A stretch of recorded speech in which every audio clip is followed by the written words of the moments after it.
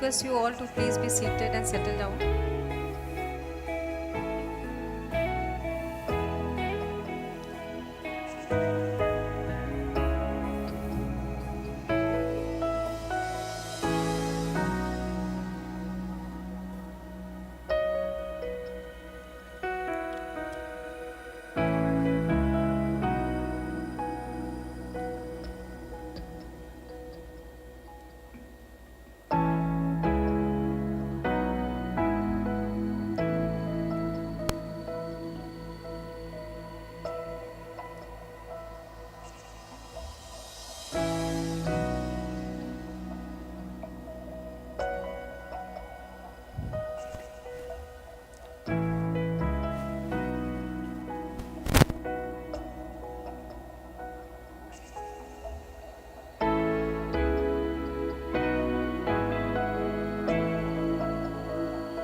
All of you please settle down. People at the back, please settle down.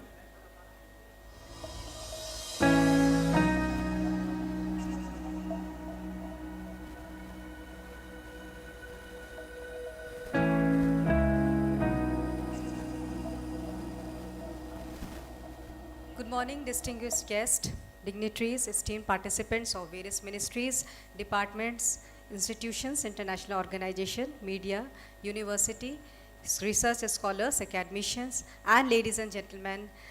I welcome you all for your gathering here, present here, and those who are attending online through our live streaming. It is my distinct honor to welcome you all to the Data User Conference organized by the Ministry of Statistics and Program Implementation here in the vibrant city of Chennai.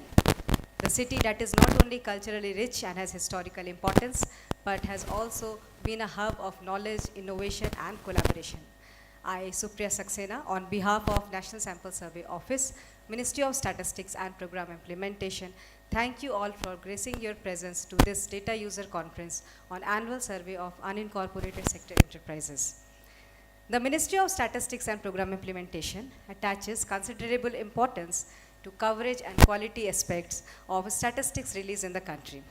The National Sample Survey Office, under the Ministry of Statistics and Program Implementation, plays a crucial role in collecting, compiling, and disseminating large-scale sample survey in India in diverse fields like economic, social, demographic, scientific, environmental aspects, and many more that have played an instrumental role in facilitating data-driven decision-making by our government.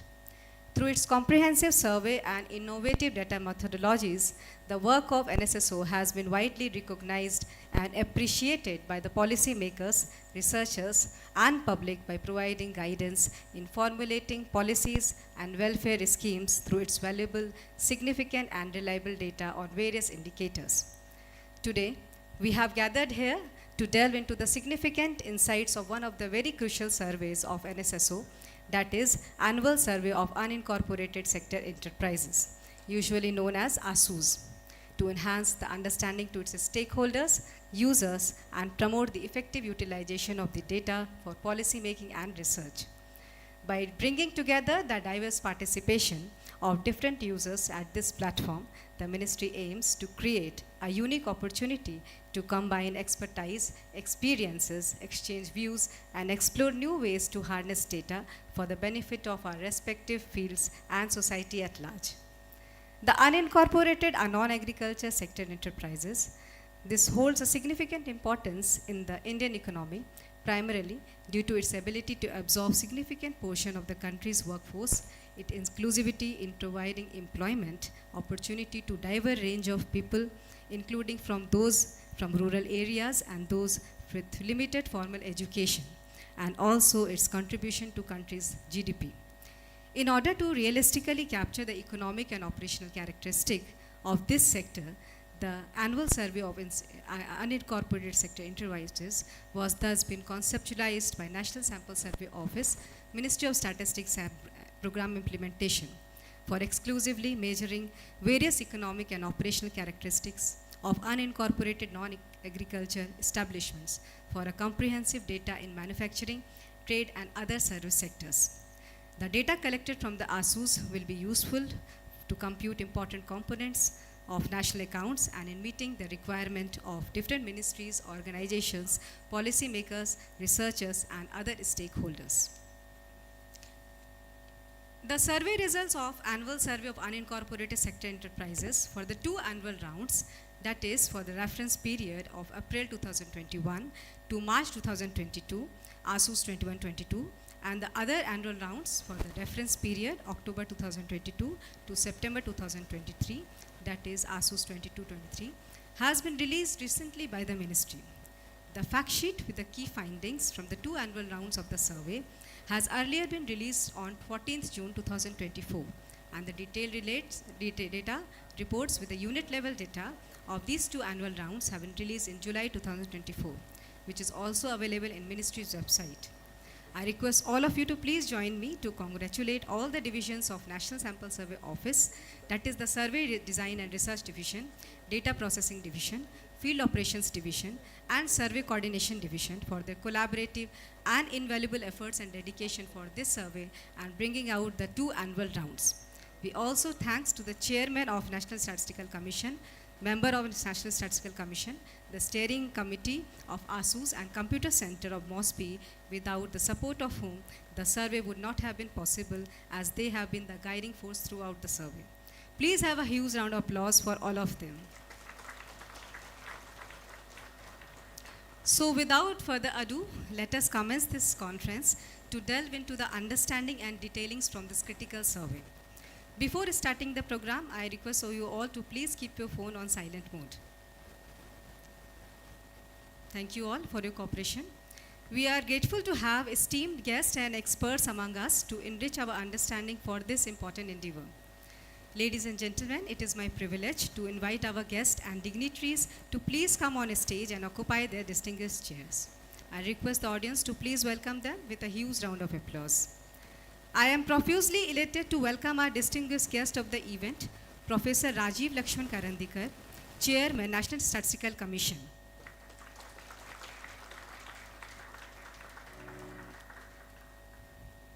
Thank you, sir.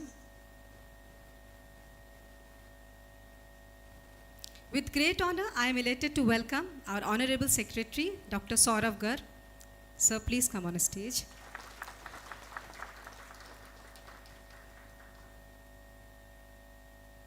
Thank you, sir.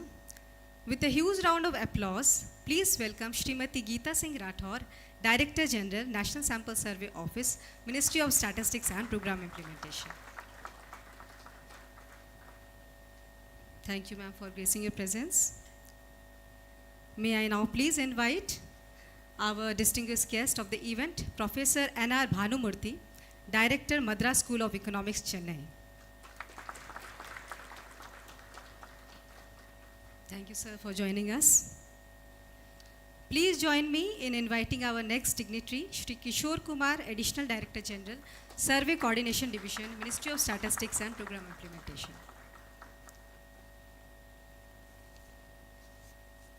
I thank you all for providing your gracious presence to join this conference. Now, as a token of gratitude, I would request Srimati Rijisha to kindly present a sapling to Professor Rajiv Lakshman Karandikar, National Statistical Commission.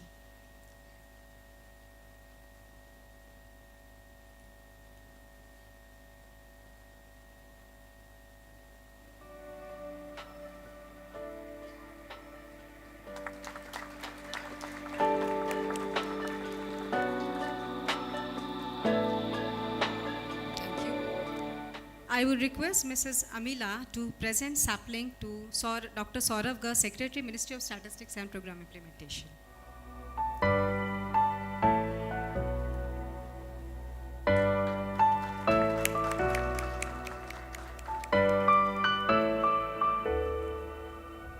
Thank you. I would request Mrs. Rangoli Swati to please present a sapling to Srimati Geeta Singh Rathore, Director General, National Sample Survey Office, Ministry of Statistics and Program Implementation.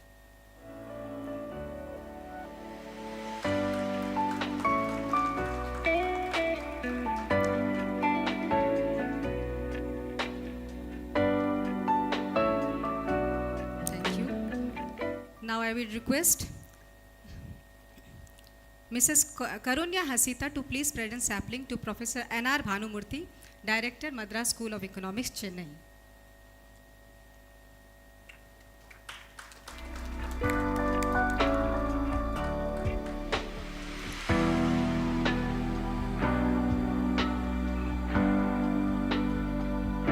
I would again request Mrs. Amila to please present sapling to Shri Kishore Kumar, Additional Director General, NSSO, MOSPI.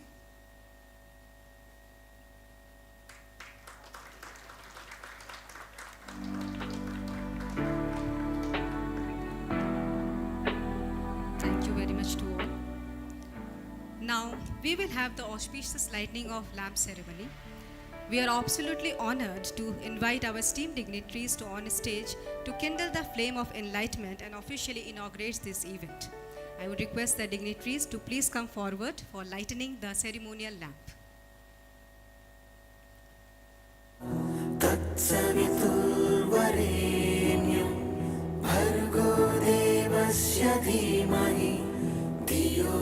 As the lamp is lit, may its radiance touch each one of us, kindling the immortal flame of knowledge.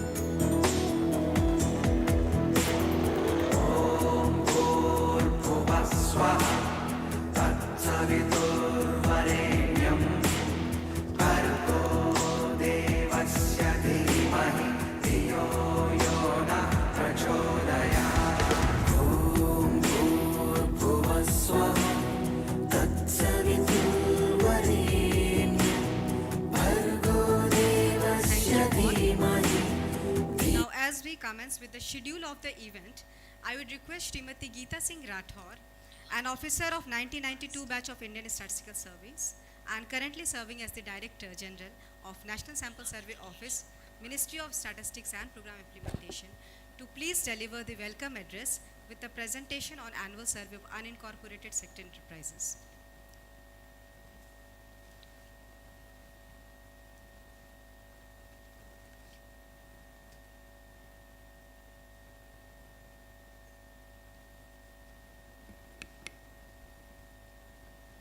Distinguished guests, respected participants, ladies and gentlemen, good morning. I welcome you all to the Data User Conference on the Annual Survey of Unincorporated Sector, that is ASUSE, for the year 2021-22 and 22-23. We are delighted to have such a distinguished gathering of experts, policymakers, and stakeholders here today, both in person and virtually. It is an honor to welcome Professor Rajiva Lakshman Karandikar, Chairman of National Statistical Commission, whose guidance continues to shape our statistical endeavors. I also welcome Professor A. Ganesh and Shri A.K. Sadhu, Members National Statistical Commission, and Professor B.N. Goldar, Professor Bimal Roy, Professor Mosmi Bose, and Professor Chandrasekhar, Members Steering Committee of NSSO. I extend warm welcome to our Secretary, Dr. Saurabh Garg, whose leadership in MOSPI derives our initiatives. I also welcome Dr. N.R. Bhanumurthy, Director of Madras School of Economics, who will be sharing his perspectives shortly. I also welcome distinguished panelists, Professor Brinda Vishwanathan, Dr. Shantanu Parmanik, and Dr. Paritosh Nath, who will be our panelist later in the day. I welcome Shri Sangeet Kumar, DG from Ministry of Labour, and the participants from MOSPI, various line ministries, research institutes, universities, and international organizations. Your presence today highlights the importance of collaborative efforts in maximizing the utility of the data. I extend sincere thanks to the media, whose role in disseminating accurate information and fostering public dialogue remains invaluable. finally, a warm welcome to our online audience joining us via YouTube. Your virtual presence highlights the widespread interest in the insight derived from the ASUS data. As Stephen Few said, numbers have a story to tell.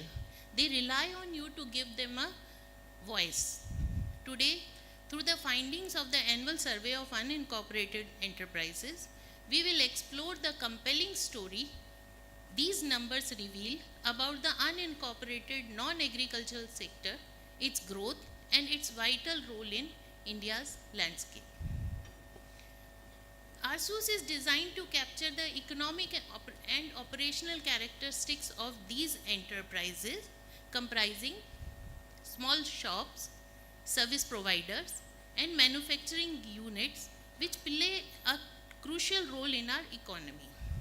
ASUS provides essential data that helps us understand these enterprises, which are vital to our GDP and employment scenario, especially in rural areas and less formalized sections of the economy. Today, we will explore how unit level data can be used for enhanced analysis, ensuring data quality and maximizing its utility.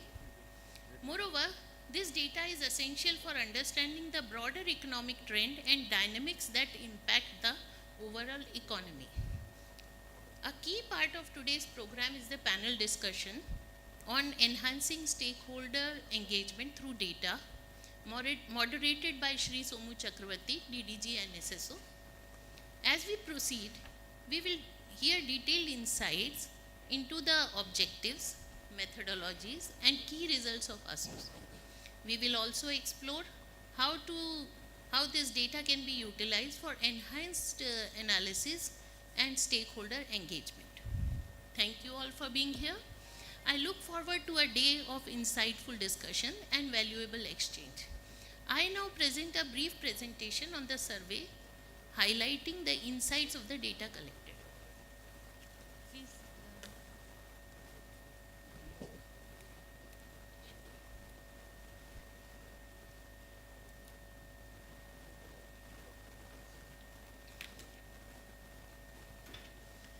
Annual survey of unincorporated sector, as everybody knows, is a survey of unincorporated enterprises, non-agricultural enterprises.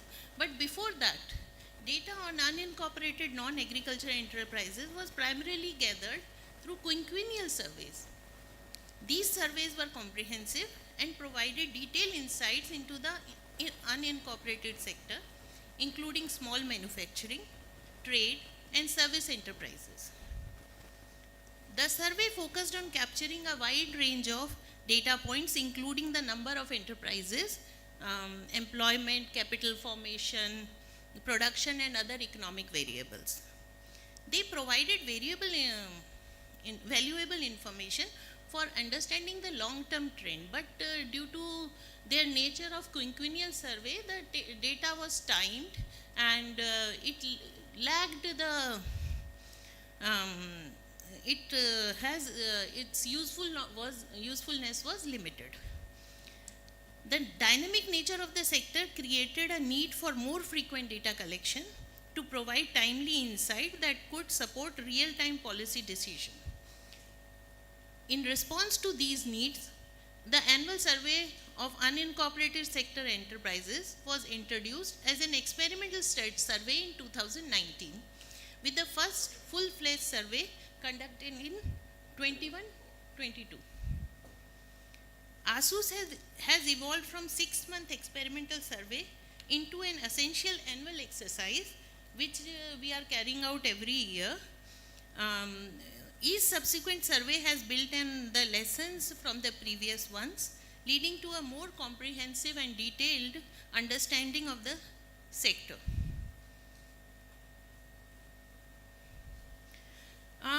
We have the geographical coverage. This ASUS was carried out in whole of India except some inaccessible villages of Andaman and Nicobar Islands, and it covers all unincorporated manufacturing establishments and small scale units, small factories, unincorporated trade establishments, including retail and wholesale operations, and some specific service sector was also included in the survey. These the types of the survey had types of ownership, which is proprietorship, partnership, excluding limited liability partnership, self-help groups, cooperatives, societies and trusts, associated and members of membership organizations, bodies that form to represent the interest of their members. The survey is designed to collect detailed economic and operational characteristics of the unincorporated non-agricultural enterprises, which includes the data which is required for national account statistics, compilation of national account statistics to calculate GDP and other macroeconomic indicator. And this ASUSE help us in assessing the demand side employment within the unincorporated sector, providing insights into economic participation. The key operational metrics include type of ownership, social group of owner or the major partner, status of maintenance of account, location of establishment, nature of operation, registration status, ICT usages, etc. And the economic characters include number of establishment, worker, GVA per establishment, GVA per worker, emoluments per hired worker, market value and outstanding loans of the establishment.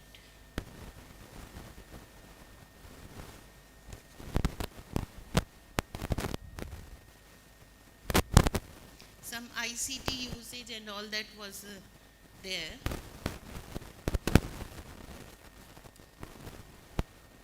This is the, here I'll give the glimpses of the data which has been given out through these two surveys.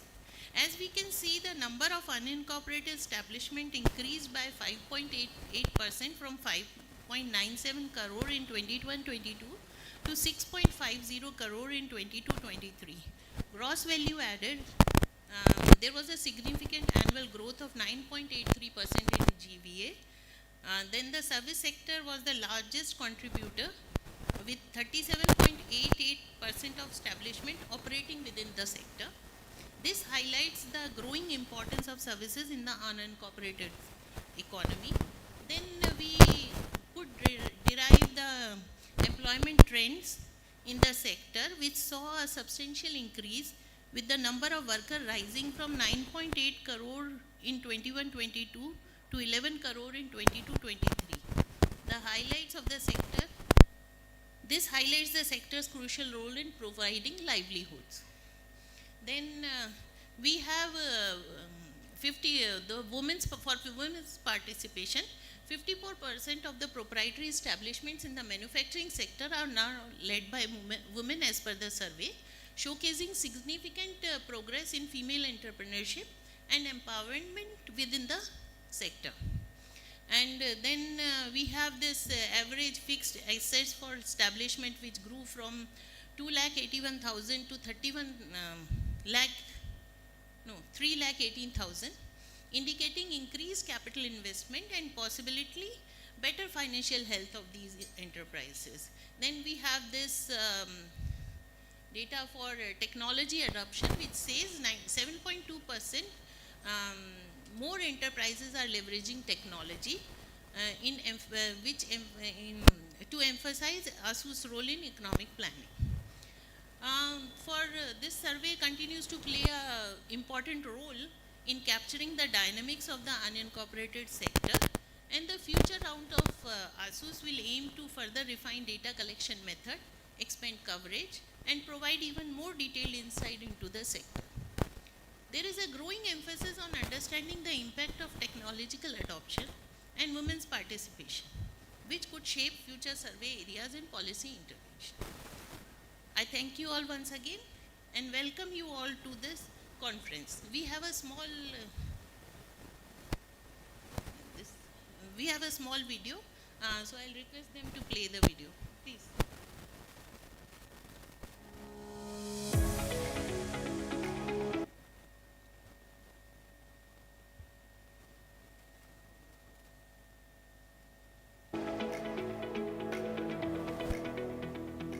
The National Sample Survey Office, that is NSSO, of the Ministry of Statistics and Program Implementation, since its inception, has been the backbone of data collection in India and conducting extensive nationwide sample surveys using scientific sampling methods to gather data on various socio-economic dimensions. These surveys include the Annual Survey of Unincorporated Sector Enterprises, Annual Survey of Industries, Household Consumption Expenditure Survey, Periodic Labor Force Survey, Price Statistics, etc. NSSO follows a rigorous procedure from the inception of a survey to the dissemination of results. Using tablets and the eSigma platform, data is captured through computer-assisted personal interviews (CAPI), featuring built-in consistency checks that boost accuracy. No matter the rugged terrains, harsh weather or non-responses, NSSO's unwavering commitment ensures high-quality data, showcasing their dedication to delivering precise and thorough insights. The Annual Survey of Unincorporated Sector Enterprises, that is ASUSE, is a key survey conducted by NSSO. ASUSE focuses on capturing the economic and operational characteristics of unincorporated non-agricultural establishments in the manufacturing, trade and other service sectors, excluding construction. The unincorporated non-agricultural sector is vital to the Indian economy, contributing significantly to employment, gross domestic product and the overall socio-economic landscape. This sector also supports the incorporated sector by acting as suppliers and service providers, forming an essential part of the domestic value chain. The data collected from ASUSE is crucial for computing important components of national accounts and meeting the requirements of various ministries and organizations. Additionally, this data is essential for policymakers, researchers, and other stakeholders to better understand and support this critical segment of the economy. The survey results provide key indicators such as the number of unincorporated establishments, the number of workers employed, gross value added (GVA), GVA per worker, and gross value output (GVO per establishment. The fact sheet summarizing the results of ASUSE 2021-2022 and ASUSE 2022-23 was released on 14th June 2024. The detailed reports and unit-level data were released by the Ministry on 5th July 2024 and are available on the Ministry of Statistics and Program Implementation (MOSPI) website.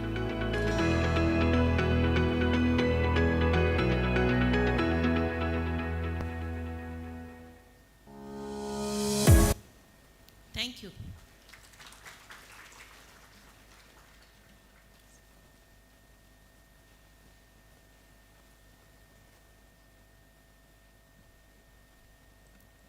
Thank you, ma'am, for the welcome address and a comprehensive overview about the survey. I hope you have enjoyed the video and which has set the tone of this data user conference on ASUSE.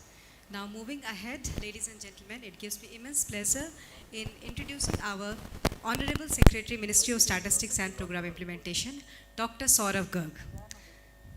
An IAS officer of 1991 batch of Odisha cadre, Dr. Garg holds a PhD in International Economics and Development from the prestigious John Hopkins University, an MBA from Indian Institute of Management, Ahmedabad. He has received a BTech from IIT Delhi. Dr. Garg also did his master's from London School of Economics. With a rich tapestry of experience and expertise, Dr. Garg has held pivotal positions across various sectors within the government. Prior to joining as Secretary of Ministry of Statistics and Program Implementation, Dr. Garg has also served as Secretary in the Department of Social Justice and Empowerment, where he has involved in the formulation of policies for social, economic and educational empowerment of the vulnerable and marginalized communities. He has also served as the Chief Executive Officer of Unique Identification Authority of India and served as Joint Secretary in Ministry of Finance, Government of India. He has also served as Secretary in the Department of Agriculture, Industries and Urban Development at the Government of Odisha. He was on a secondment as advisor at the World Bank, Washington, D.C. He is the person behind direct benefit transfer and foreign direct investment policies. Throughout his career, Dr. Garg has demonstrated exemplary leadership and a visionary approach to addressing complex challenges. Under his stewardship, the Ministry of Statistics and Program Implementation is committed to enhancing the statistical data for inclusive growth and advancement of the country. May I now request Sir to please come forward to deliver the opening remarks and address the august gathering for enriching by your enriching words.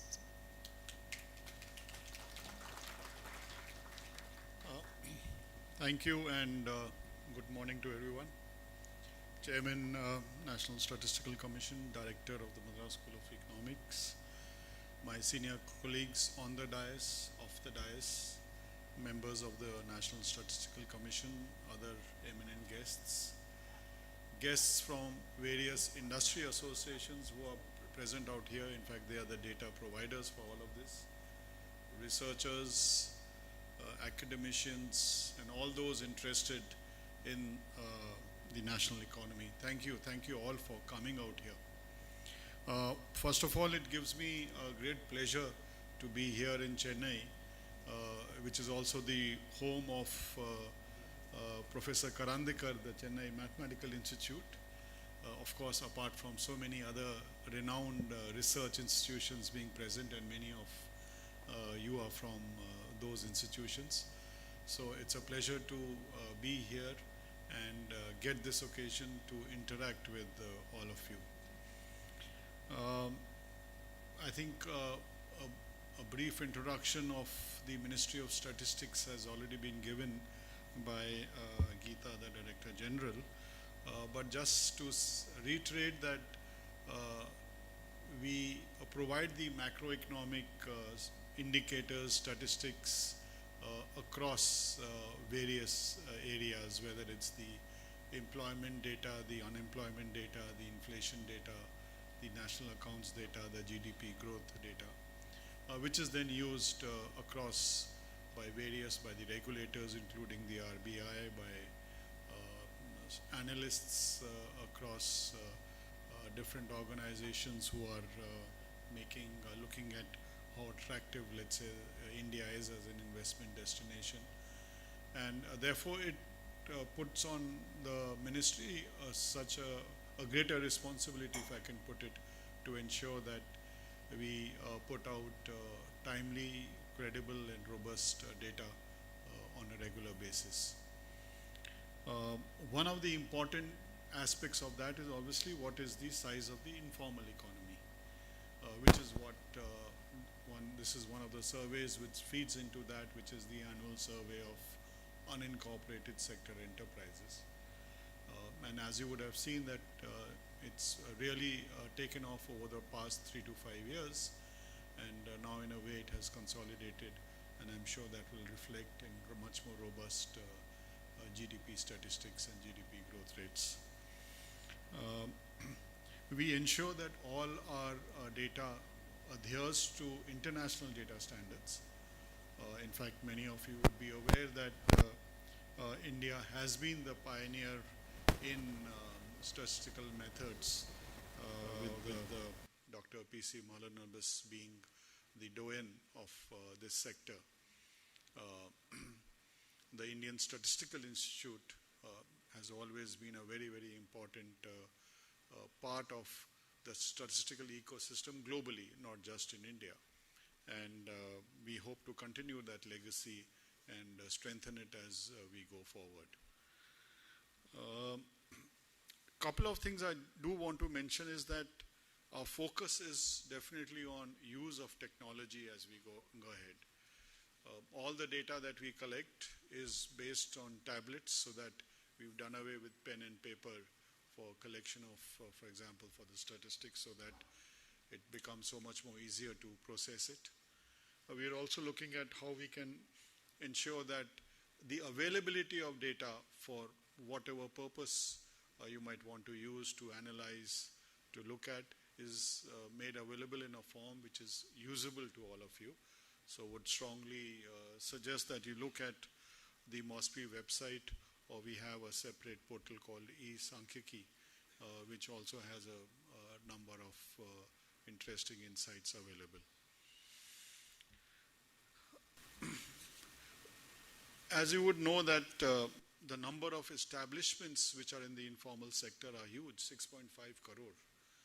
And I think that also, in a way, appreciates the entrepreneurship that's present in India, with a 140 crore, let's say, population, which would translate to somewhere around 30 crore households. We have 6.5 crore enterprises. So that's a great success of the entrepreneurship, I think, which exists. And what is even more interesting, which I think was mentioned in the presentation also, that 54% of the enterprises in the manufacturing sector, I am repeating this, in the manufacturing sector, are headed by women. Traditionally, there's that prejudice or bias that women are not in manufacturing, but the data shows that more than 50%, 54% in the manufacturing sector are headed by women. And interestingly also that the use of modern technology, even in these informal enterprises, is rising at a very fast rate. Just in 1 year, from the ASUSE of 21-22 to the ASUSE of 22-23, there's been a nearly doubling of the use of internet, for example, in the rural enterprises, and now nearly 1/3 of the urban informal sector enterprises use the internet for various purposes. It might be just to get some prices. I'm not necessarily saying that the use cannot be improved, but the fact that they have access and use, that itself is a very good indicator of how things would go ahead for the informal sector. Coming specifically to Tamil Nadu, where we are sitting out here, I must say it's one of the top states in whichever category or whichever method you want to look at it from the informal sector. It's one of the top 3 states having the maximum gross value added. Maharashtra, Uttar Pradesh, Tamil Nadu. Together, these 3 states, more than 1/3 of the gross value added in the informal sector is by them. If you look at the number of enterprises headed by female entrepreneurs, it's among the top 7 states, with Telangana, West Bengal, Karnataka, Andhra Pradesh, Tamil Nadu, Gujarat being the leading states. And if you look at another metric, which is a very important part of the number of women workers. One is entrepreneurs who are heading it. The second is the number of women workers. Again, the top 4 states are West Bengal, Uttar Pradesh, Maharashtra and Tamil Nadu.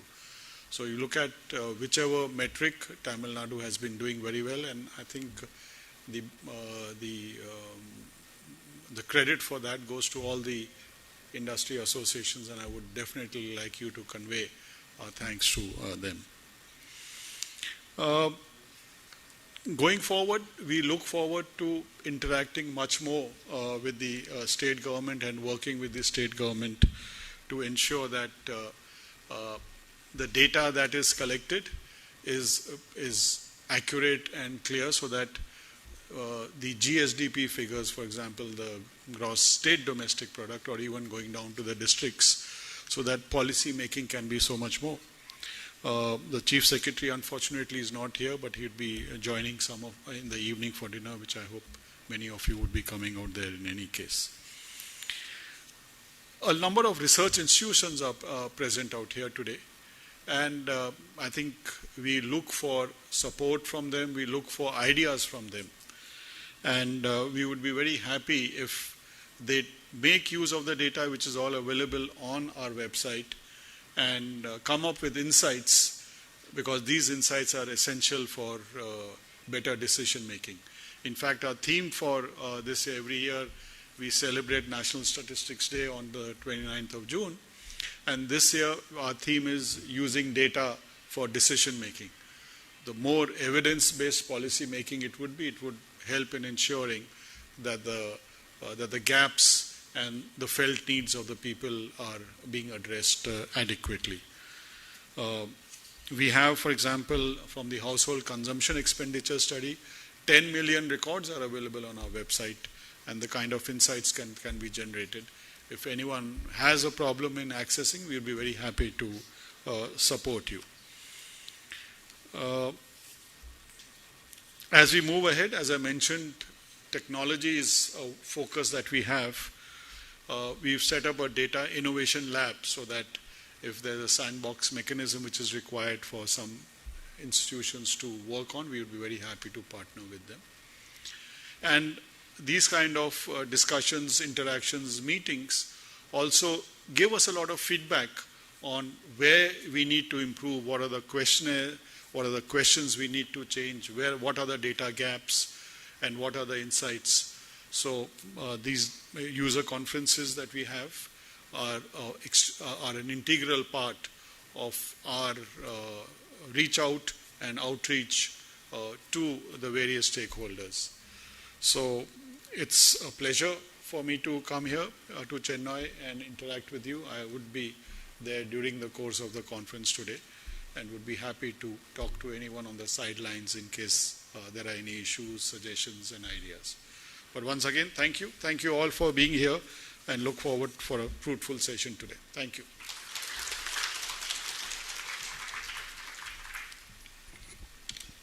Thank you very much, sir, for your inspiring opening remarks and for highlighting the importance of the statistics released by the country, the use and importance of the technology and the availability of data, while also throwing in the broader context the use of unincorporated sector enterprises.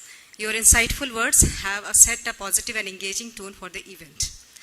It's my honor that I introduce our esteemed guest for today's special address, Dr. N.R. Bhanumurthy, a distinguished economist and a pillar in the field of economics, research and policy. Dr. Bhanumurthy is the current director of the prestigious Madras School of Economics, Chennai. His illustrious career includes serving as the first Vice Chancellor of Dr. B.R. Ambedkar School of Economics and holding notable position at NIPFP at New Delhi as well as the Institute of Economic Growth in New Delhi. His expertise spans macro monetary economics, fiscal policy, international money and finance, macroeconomic modeling, and development economics. Dr. Bhanumurthy's prolific contribution to this field include over 90 research papers, 5 books, and more than 250 articles in newspapers and magazines. His insights on the Indian economy are frequently sought after and quoted in both print and visual media. Dr. Bhanumurthy has also had a global impact through his work with international organizations, his stints at UNESCAP, Bangkok, and UNDP RCC, Colombo, as well as his role as a visiting fellow at MSH, Paris, McGill University, and at ADB, Manila, have further enriched his expertise. He has also been a consultant to several prestigious bodies, including UNDESA, UNESCWA, the World Bank, and ADP. Moreover, he has been a crucial member of over 25 government committees, including those under Finance Ministry, Ministry of Statistics, and Niti Aayog, among others. His role on the CAFRAL board and his stewardship as managing trustee of both the Indian Econometric Society Trust and the Indian Economic Association Trust for Research and Development underscore his dedication on the advance of economic research and policy. Dr. Bhanumurthy's contribution has been recognized with 2 prestigious awards. The Mahalanobis Memorial Award in 2014 for his contribution to quantitative economics and V.K.R.V. Rao Prize in Social Sciences in 2015 for his significant research contribution. As part of India's G20 presidency, he has been nominated as the chair for the T20 Task Force 1 on macroeconomics, trade and livelihoods, highlighting his influence on global economic policy. Ladies and gentlemen, please join me in extending a warm welcome to Dr. N.R. Bhanumurthy as he takes the stage to deliver his special address.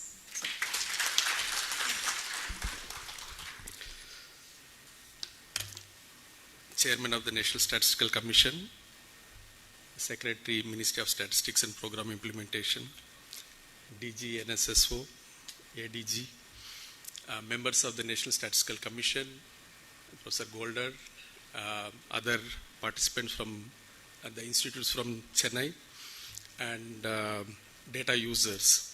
So first of all, let me thank MOSPI for giving me this opportunity to be part of this data users workshop on annual survey of unincorporated sector enterprises. First of all, I would like to congratulate the ministry. Normally, many discussions happens to be Delhi-centric, and I think this kind of exercise is very important to really appreciate the kind of work the ministry is doing, particularly under the leadership of Dr. Garg. Sir, we keep seeing almost every day some news item about MOSPI in the newspapers. So that shows that under your leadership, I think you are bringing necessary institutional reforms, and we are actually happy about all these things. In fact, the Prime Minister's call for 2047, the Vikasit Bharat, many people ask me what determines India's success towards 2047. I keep saying that three things. One is statistics, because not many people talk about it. One is statistics, second is states, and third is savings. So the three yeses. I think on the three, the statistics really comes top of my list of determinants for 2047 Vikasit Bharat. So in that sense, congratulate you for bringing a lot of reforms. And most importantly, as the presentation pointed out, where you speed and accuracy. I think both the ministry appears to be balancing in the recent period. And I'm sure many of you know I've been associated with the ministry for a long time, but not in the recent period.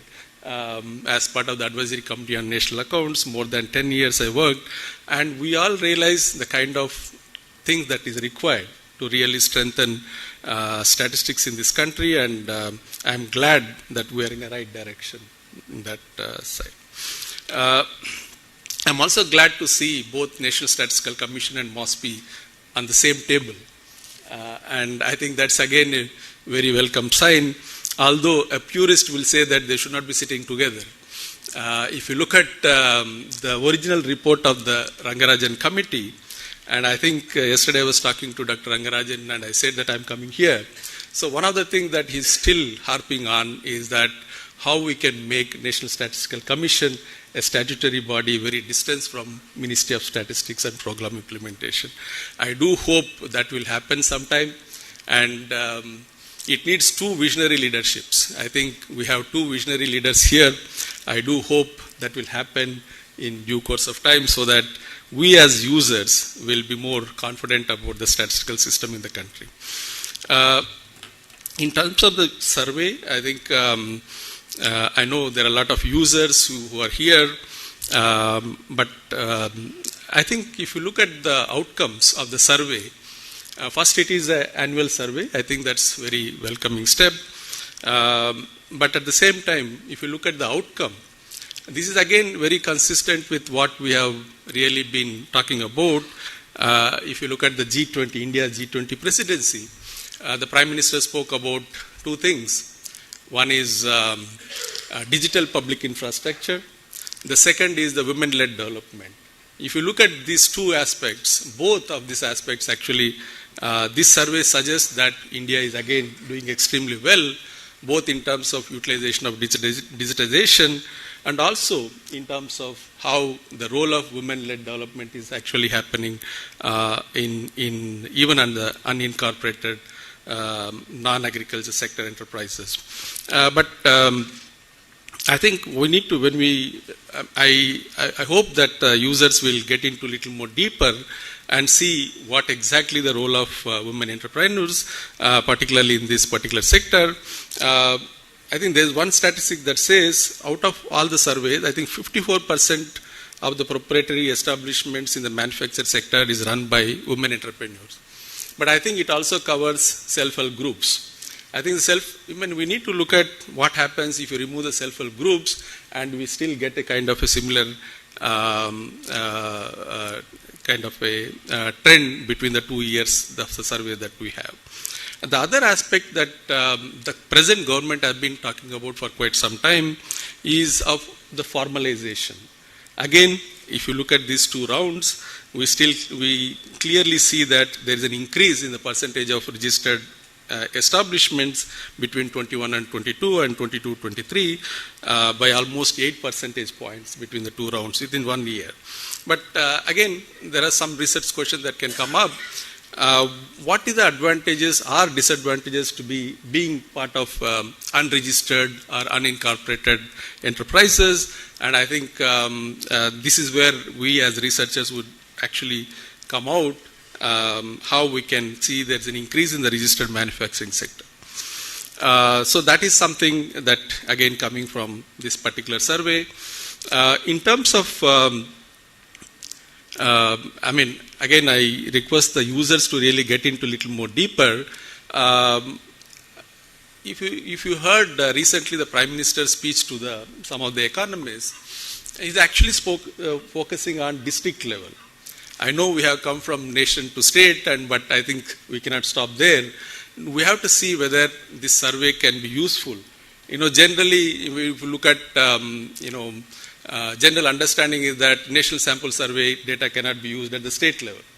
That is what, particularly when we do these annual surveys. But I think the focus going forward, I think we need to focus at the district level.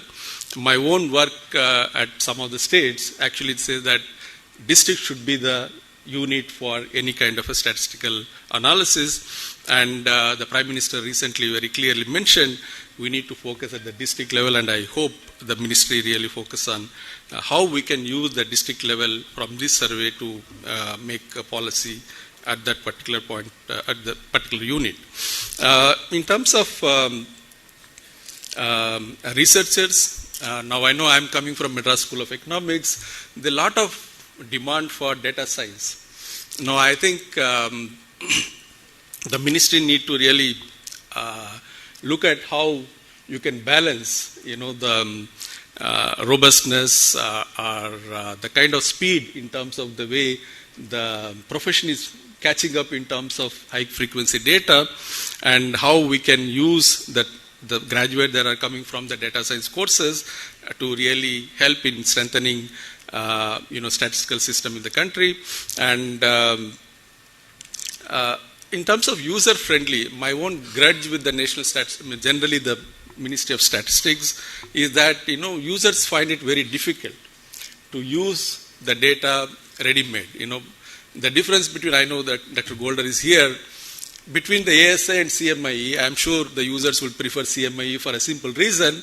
It's very, very user friendly, and I think I had a big battle with the ministry in terms of how we can bring in very user friendly database for.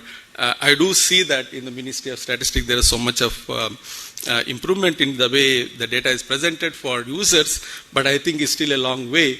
As you have pointed out, you have so many millions of database, but I think if users want to really use it very quickly, I think they look for other sources. And in fact, we use more of RBI database than of the Ministry of Statistics, because it's very, very friendly and very user. In that sense, I think there's some more effort should be made to really improve the overall user friendliness of the data. In terms of the actual use of unincorporated services, and I know working with this national accounts statistics, I think it's going to fill a big gap. I think that we had in the past, how we can link the NSSO and national account statistics. Previously, we used to depend on quinquennial round, but I'm glad that we have annual survey so that it will be useful for linking this whole survey-based data to national accounts. In that sense, let me congratulate the ministry for bringing this very useful survey, and I'm sure it will have a huge impact on the way we make policy, not only at the national level, but also the state level. But going forward, I think we should look for district level kind of a policy analysis. Thank you so much.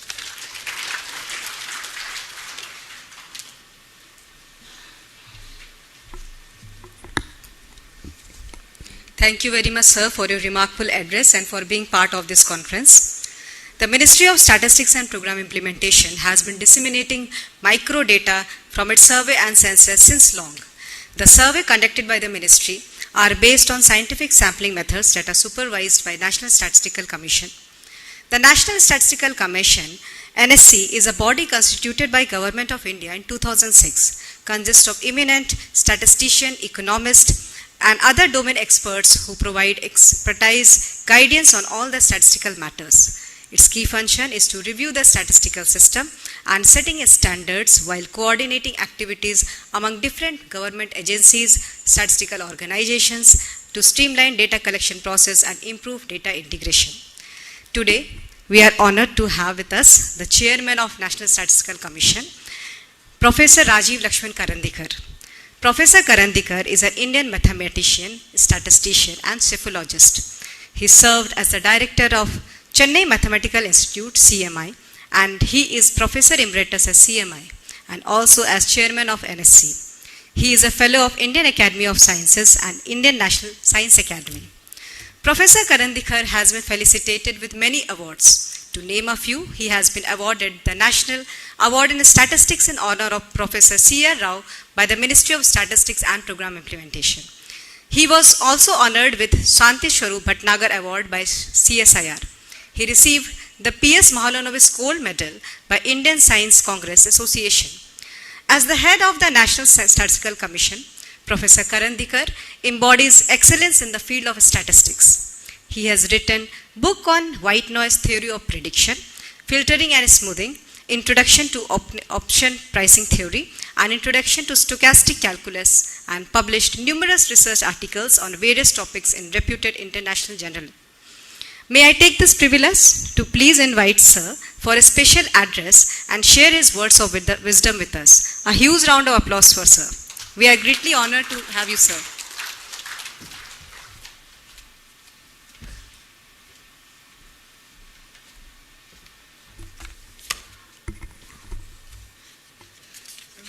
Dr. Garg, Dr. Bhanumurthy, officers of MOSPI,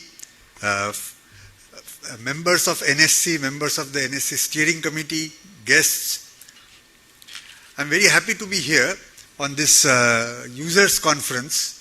This is the second users conference being held now, this year. And the plan, as mentioned by Dr. Garg, is to have more such in order to increase the feedback mechanism and interaction with the society at large and the users to make them aware of what MOSPI is doing and learn from these interactions how to improve. As Dr. Bhanumurthy mentioned, he has been a big critic of what was being done in MOSPI, and those of you who know me also know I would be in the same boat. And the best part is that we are now on the same page and we learn from each other. Nothing is like that I am always right and you are always wrong. No, we both can learn from each other.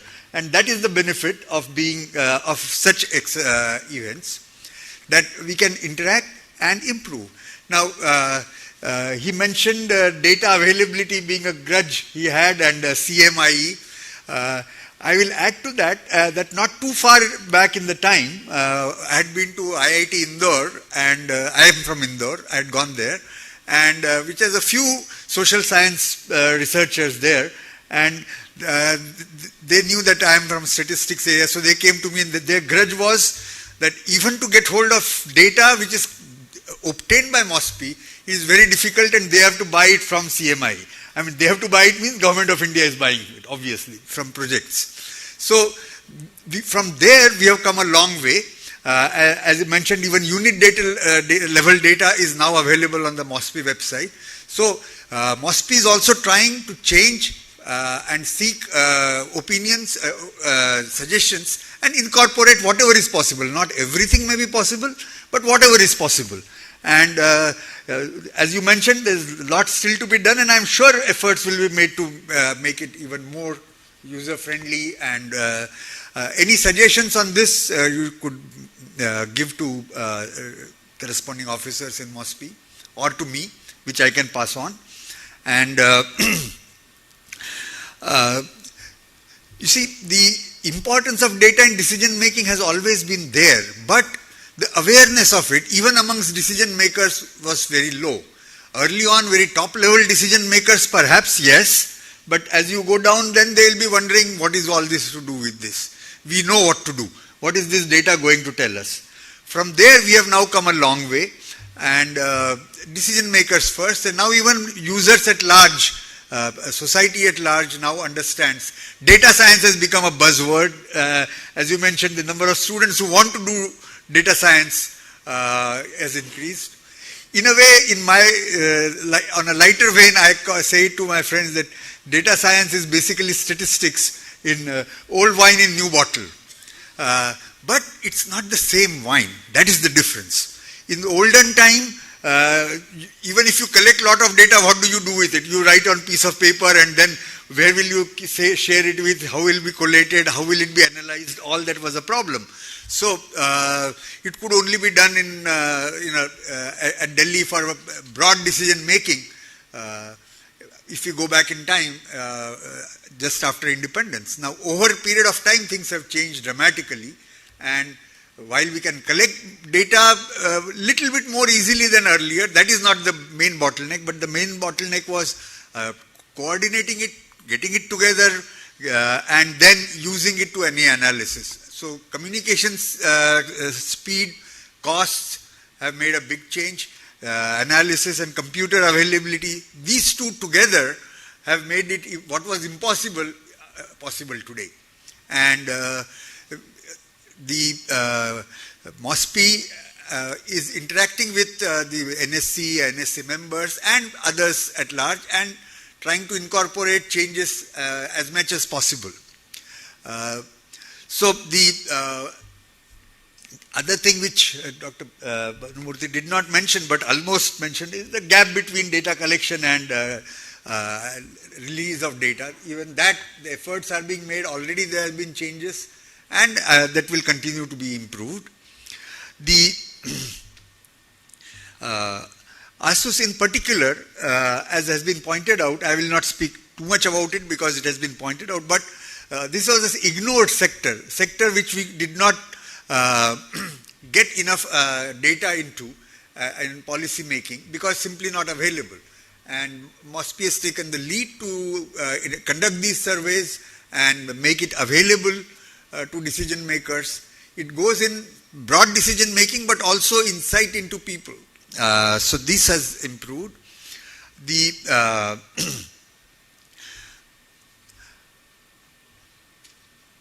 availability of data, which was mentioned, I also mentioned, that remains a key step now, and data making it available and available in a user-friendly form.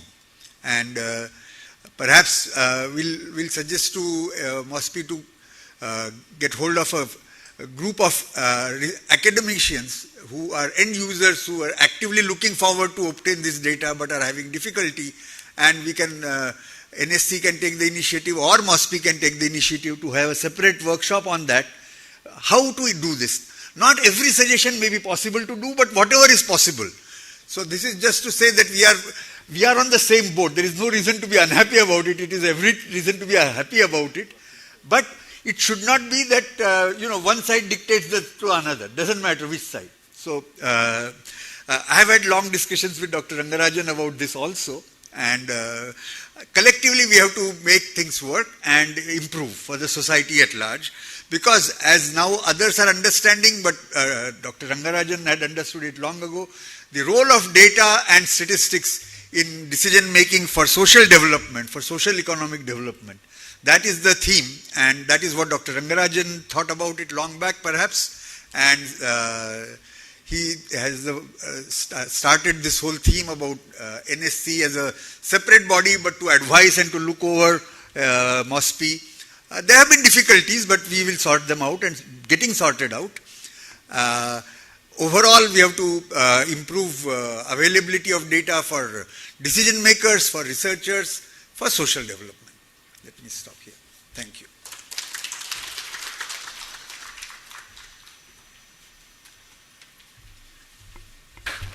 Thank you, sir, for your thought-provoking address. It was really been interesting for all of us. Now I would invite Shri Kishore Kumar, Additional Director General, Survey Coordination Division, Ministry of Statistics and Program Implementation, to please propose the vote of thanks to all our distinguished guests and participants. So please.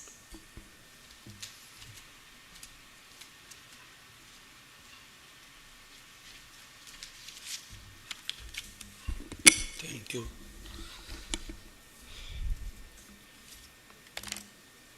Respected Chairman, National Statistical Commission, Professor Rajiv Lakshman Karandikar, Dr. N.R.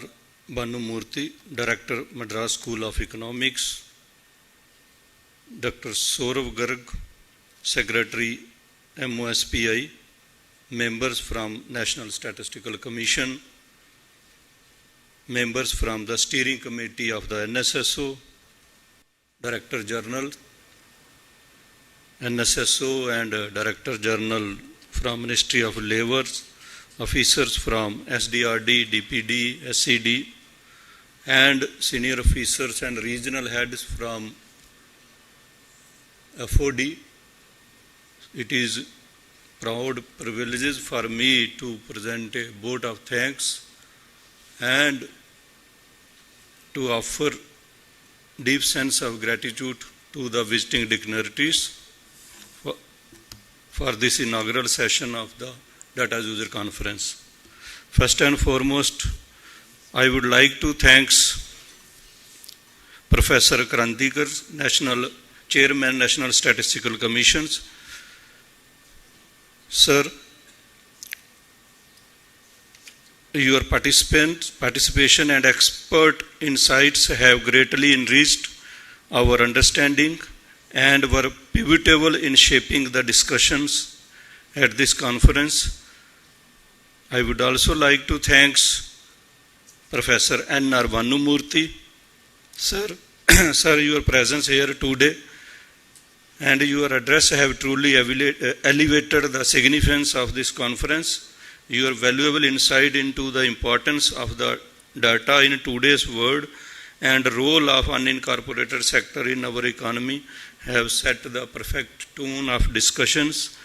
And also you have mentioned that district level estimates, that MOSPI is already thinking about how to go up to the district levels for having estimate, not all the scheme, but for some of the schemes. I would also like to express my gratitudes to our Secretary, Dr. Saurav Garg. Sir, your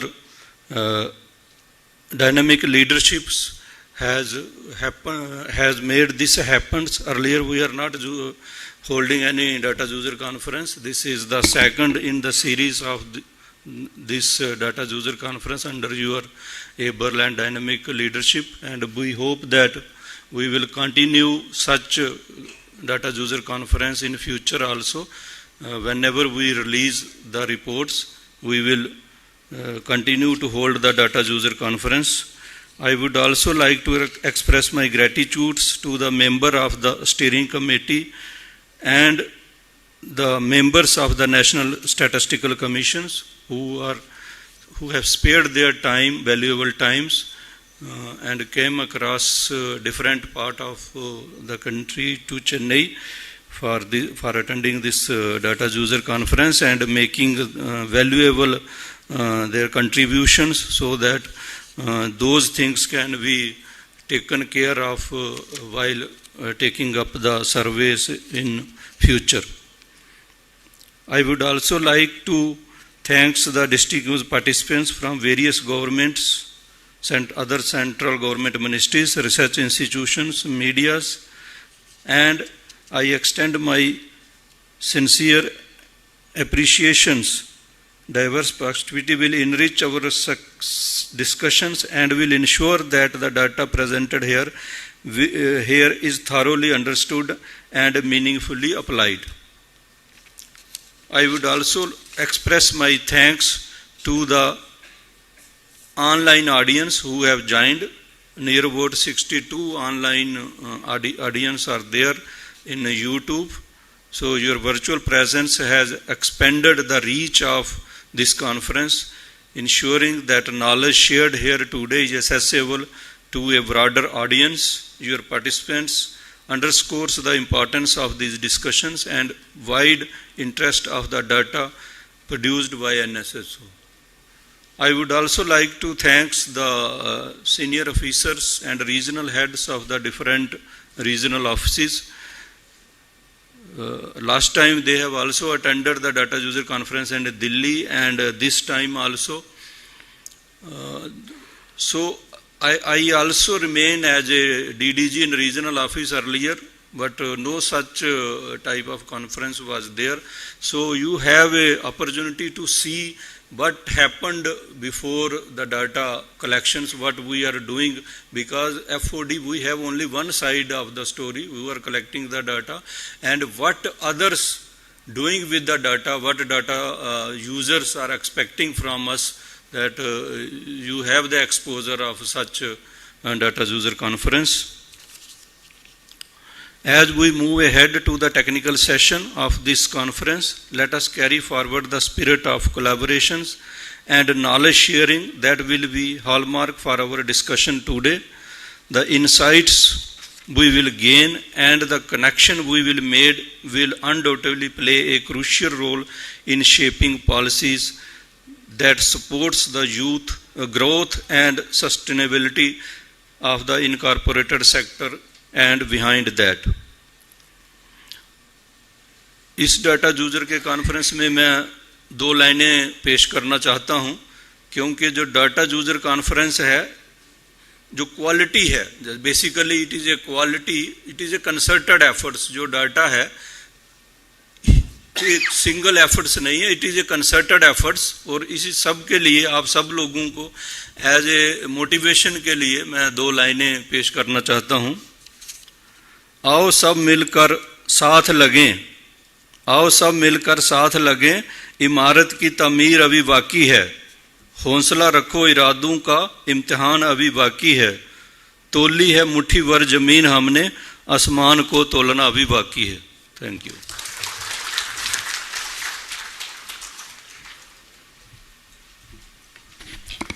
Thank you, sir. As we move forward with this conference, we have remarkable line of speakers and engaging line of presentations, panel discussions and open discussion followed with question answers.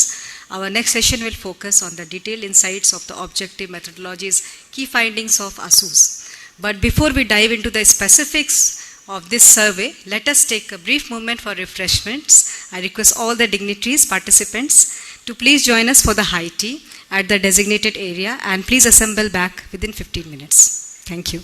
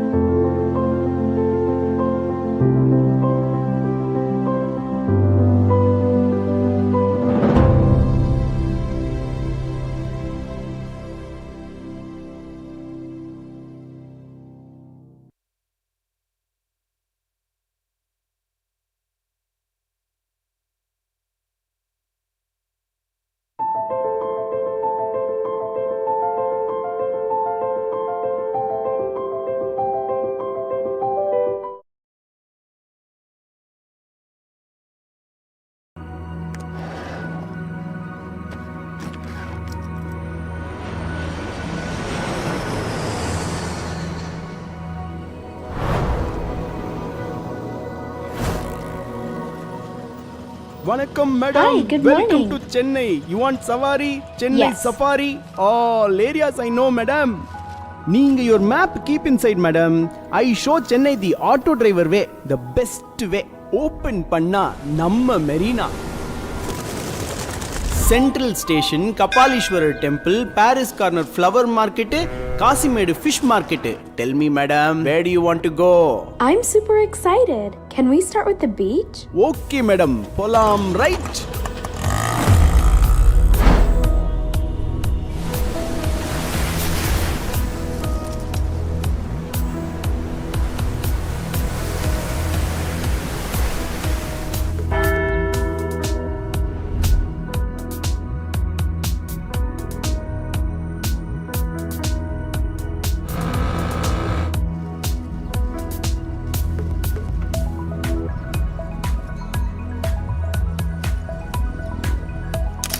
Parthasarathi Temple, Vadapayani Murugan Temple, Thousand Lights Mosque, Santhom Church.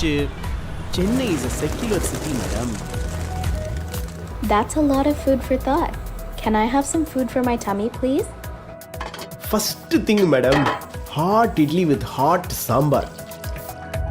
After that, Chennai special filter coffee.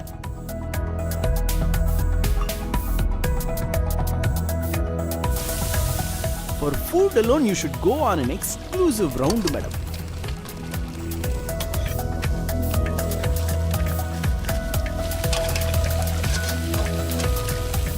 South Indian food is so many varieties, super tasty.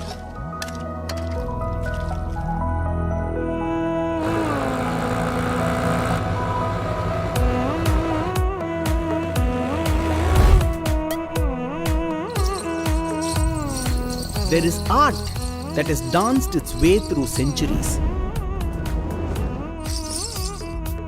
There are artists who carry forward the timeless traditions and crafts. There is architecture that reflects the beauty and culture of Chennai.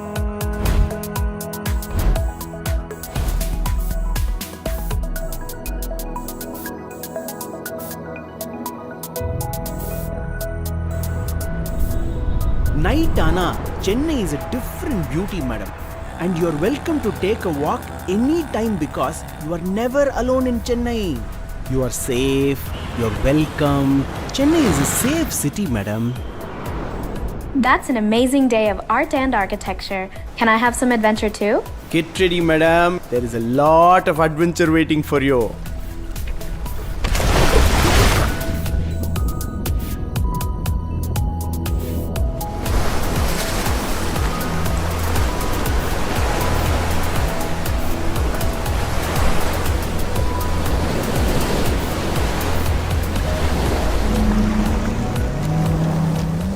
When I look back, the long drive, the breezy beaches, the tasty authentic food, the divine temples, the friendly people, and the list goes on.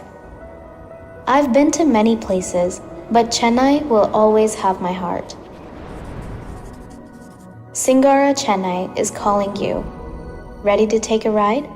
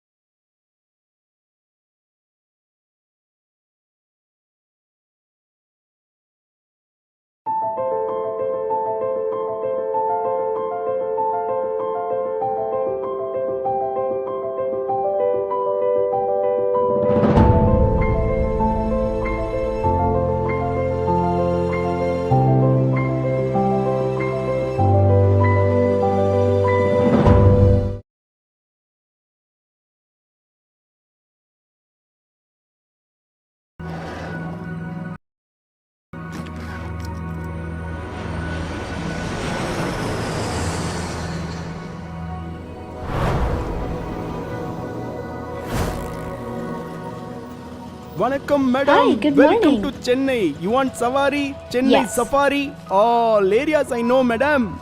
Neenga your map keep inside, madam. I show Chennai the auto driver way, the best way. Open panna, namma marina. Central Station, Kapalishwarar Temple, Paris Corner Flower Market, Kasimedu Fish Market. Tell me, madam, where do you want to go? I'm super excited. Can we start with the beach? Okay, madam. Polam, right?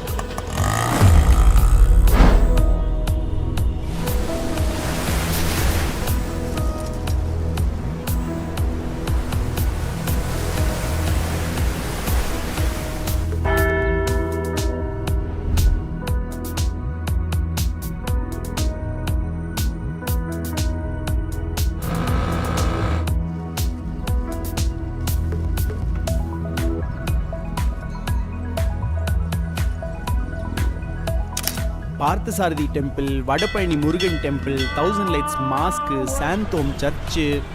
Chennai is a secular city, madam. That's a lot of food for thought. Can I have some food for my tummy, please? First thing, madam, hot idli with hot sambar. After that, Chennai special filter coffee.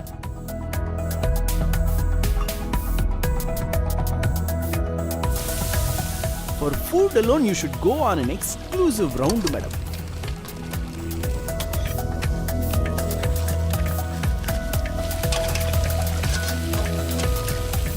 South Indian food is so many varieties, super tasty.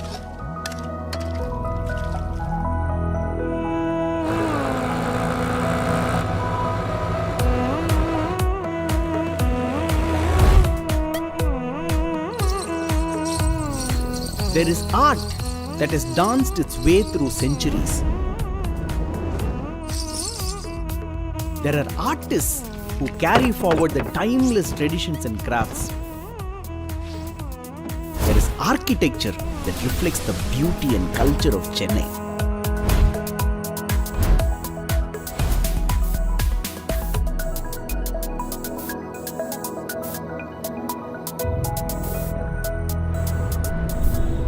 Night Ana, Chennai is a different beauty, madam.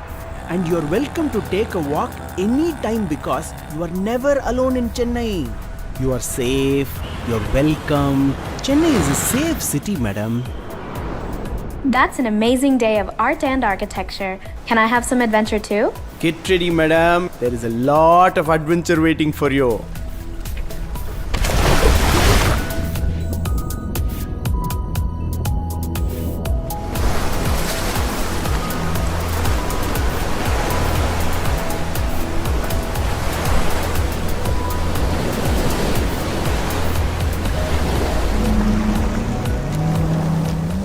When I look back, the long drive, the breezy beaches, the tasty authentic food, the divine temples, the friendly people, and the list goes on. I've been to many places, but Chennai will always have my heart. Singara Chennai is calling you. Ready to take a ride?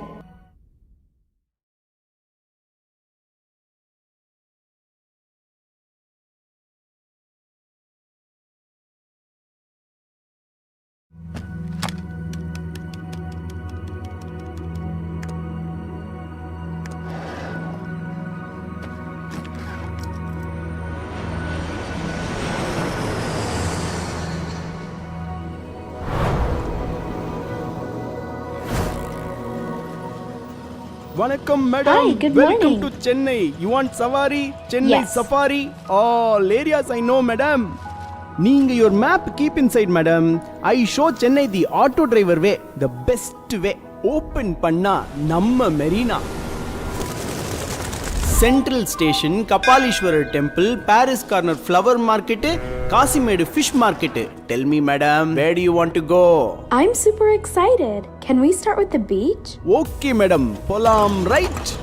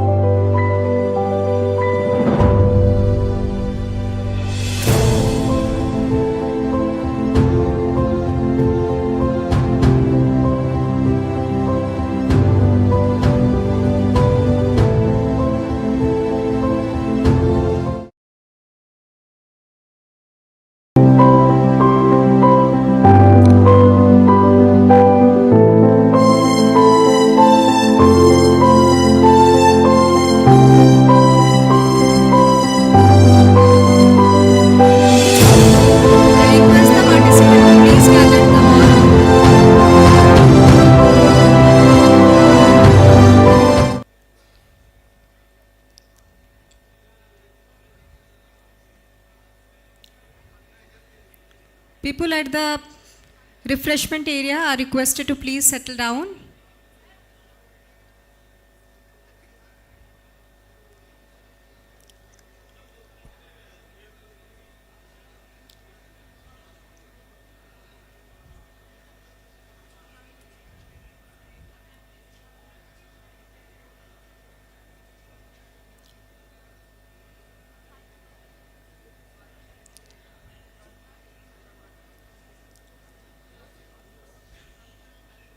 We are already behind the schedule of this event. I request everybody to please gather here.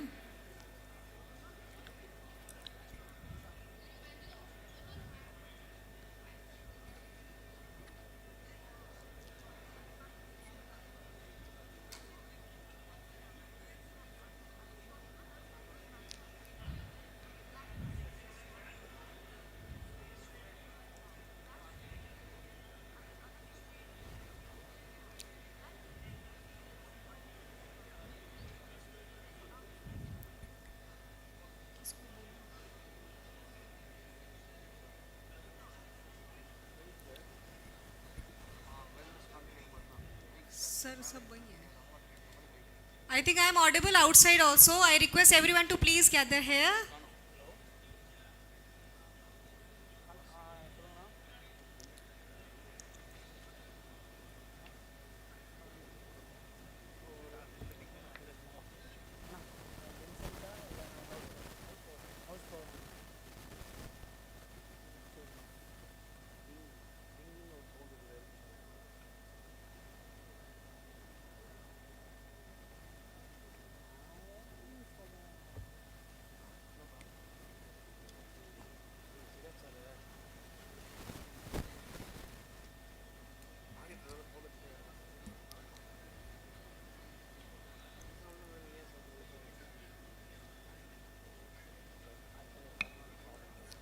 Please quickly settle down. We are already running short of time.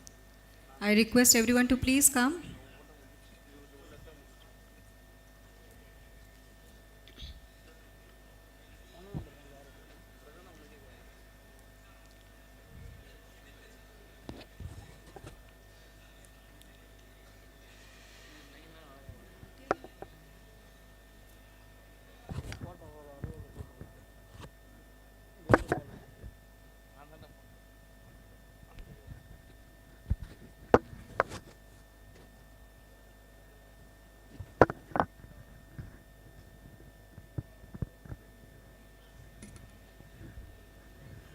जो भी बाहर है कृपया अंदर आ जाएं।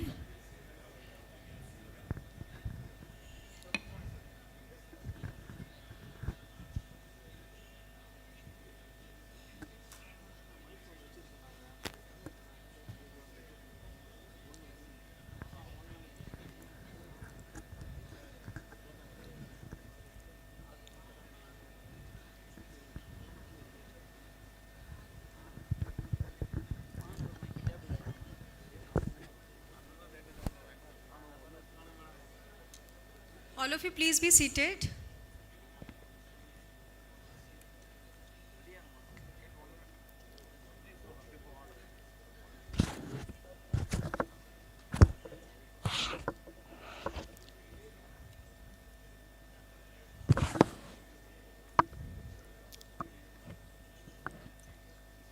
I once again request people at the refreshment area to please gather here.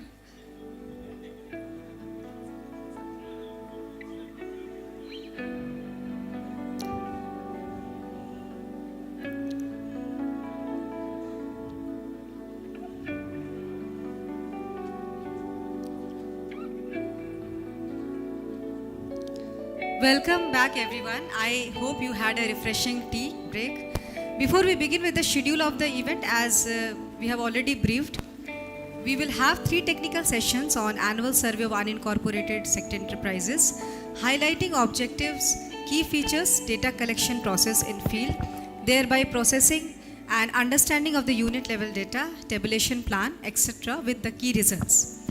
This will be followed by the panel discussion, an open discussion with the stakeholders and users.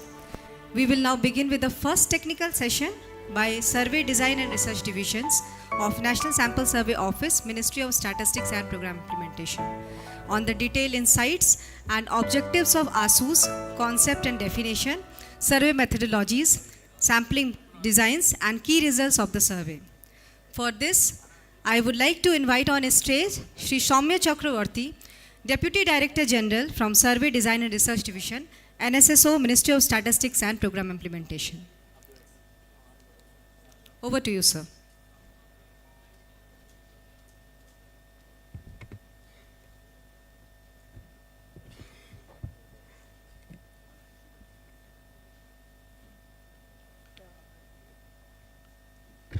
Respected Chairman NSC, Secretary Mosby, members of National Statistical Commission, members of Steering Committee of NSS, distinguished guests, DG NSS, and my friends from user and stakeholder community.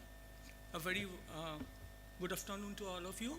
The first technical presentation, we will be telling you about the survey, some of the key results, what we exactly did. So this is a plan of our presentation, the brief description, then why ASUSE is important. Some of these points have been covered by our DG in her address, so I'll try to skip those points.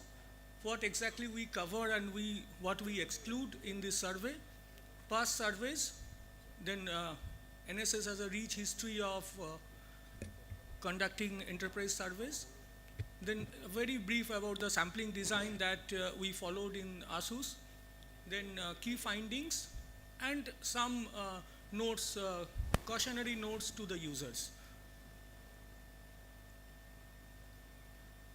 So about the survey, while talking about the survey, the ASUSE measures the various economic and operational characteristics of the unincorporated non-agricultural sector. So these are the two major important component that is there in this coverage. This is non-agricultural sector, so it covers the manufacturing, trade and other services, and unincorporated, so excludes the establishments which are registered with Companies Act 1956 or 2013. It captures the expenses, receipts, asset, loan, employment pertaining to the surveyed establishments, beside various operational characteristics like type of ownership, ICT usage, type of registration. So there are a host of parameters that we collect, and it's a very comprehensive kind of survey giving a 360 degree of knowledge about the sector.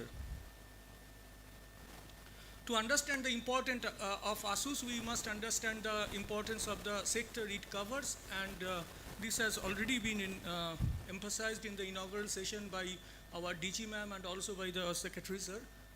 I will not repeat, but still the unique feature of this sector is that it is very inclusive in its employment scenario. It can engage people with less skilled, even unskilled people from a very diverse background, and also skilled and skilled people. So that way it's very inclusive in its employment generation. The employment opportunity it provides to the rural, even to the less educated part of the population. It contributes to the country's GDP significantly. And it's a very important component of the domestic value chain because it supplies a very key materials and services to the incorporated sector. So that way it's a very important component of the domestic value chain. And having understood the importance of this sector, ASUSE is the only source of comprehensive government data that covers almost every aspect of this sector. So that is the importance of this survey, and understanding the importance of this sector, the survey is now being conducted annually, which was in past used to be conducted quinquennially. Coverage, geographically we cover the entire country. except some inaccessible villages of Andaman and Nicobar Island. Broad activity category wise, we cover manufacturing, trade and other services sector. And ownership wise, we covered proprietorship, partnership, excluding the LLP because that's the, the organized and incorporated part.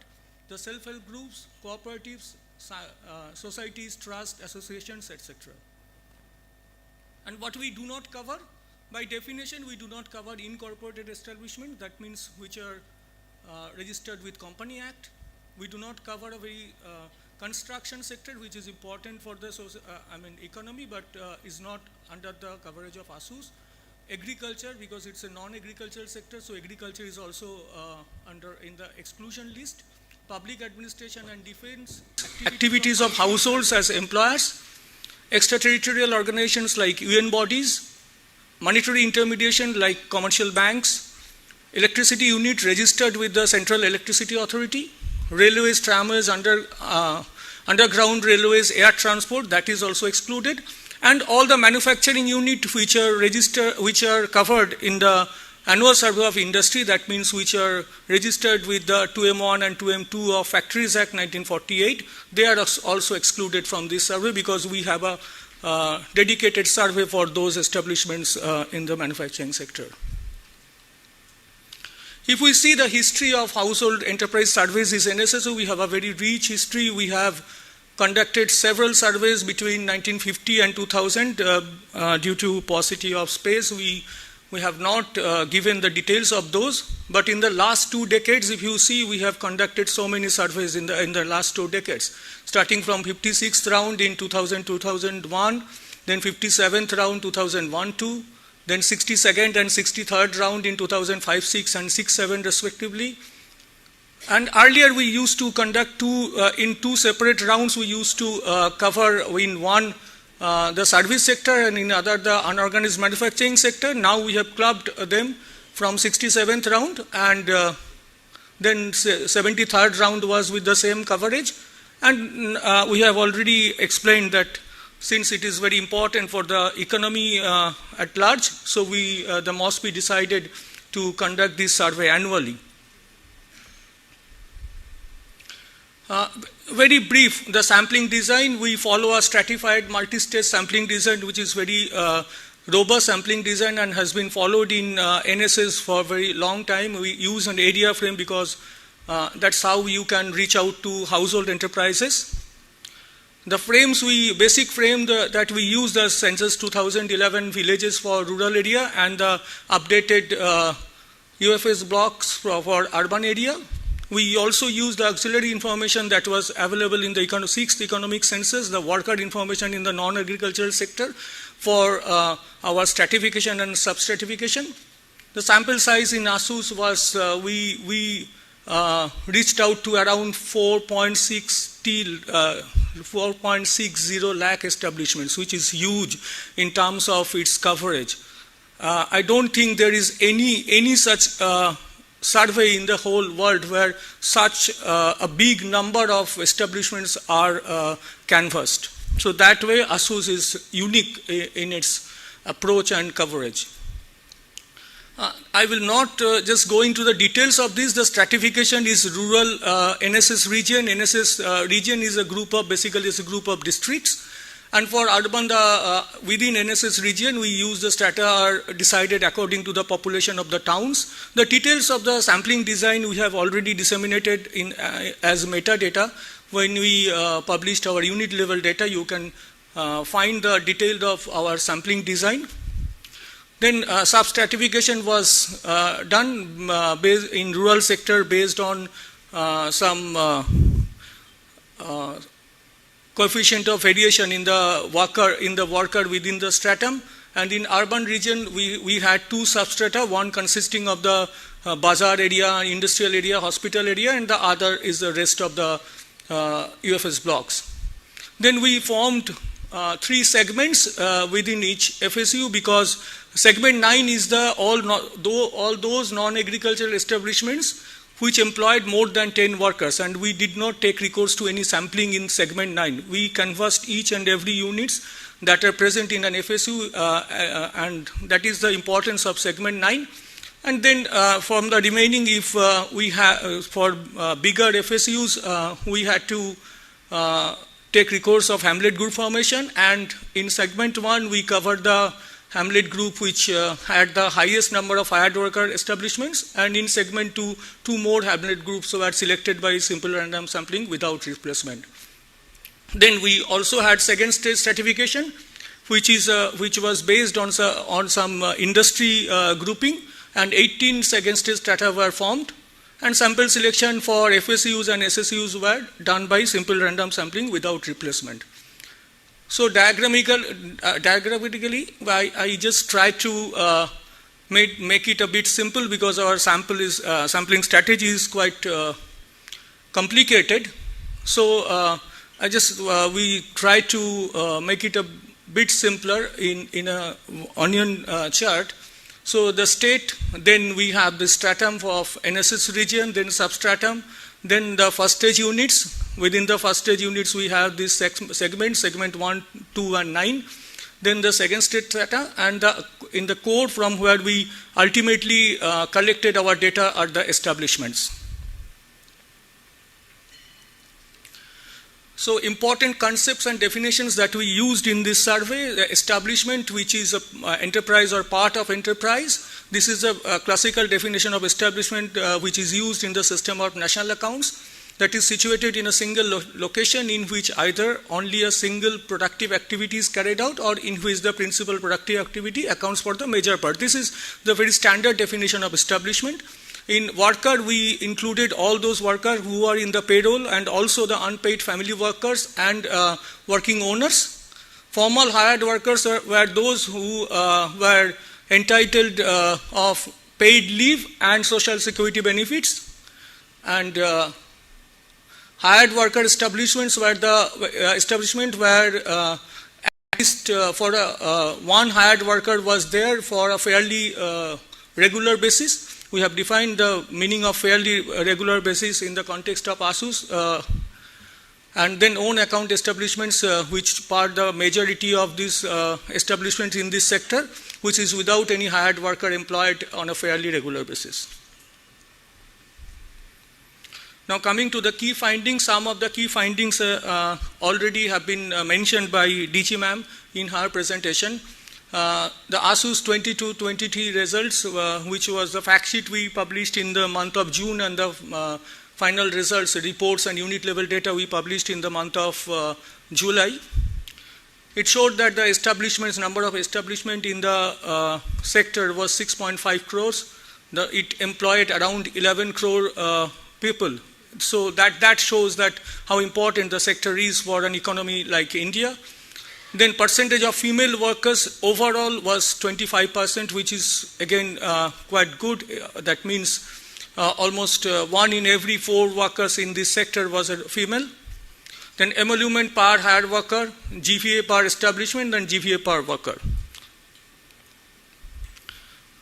And if we see the estimated number of establishments through this heat map, then we can see that the top 5 states in terms of number of establishments were Uttar Pradesh, West Bengal, Maharashtra, Tamil Nadu, and Bihar. And in terms of worker, if we see then the top 5 states are Uttar Pradesh, Maharashtra, West Bengal, Tamil Nadu, and Gujarat. So, and if we see that share of GVA in ASUSE 22-23, then activity category wise, the most number of, highest GVA contribution came from the retail trade, followed by food and accommodation. That means, food and accommodation, that means the hotel and restaurant business and land transport. And among the states, the highest was in Maharashtra, followed by Uttar Pradesh and Tamil Nadu. These 3 states taken together, they contributed about 32% of the total GVA of this whole sector. So they were the leading states in terms of gross value added as far as this sector is concerned. Now, if we see the share of broad activity-wise categories, 35% of the establishment were in trade, 38% in other services, and 27% in manufacturing services. And if we see the breakup in manufacturing services, then we'll see that the highest number of establishment within manufacturing sector was seen in wedding apparel industry, followed by the food products and tobacco products. Within the other services sector,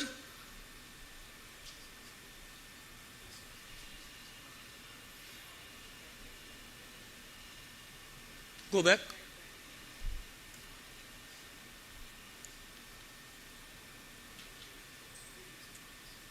Yeah.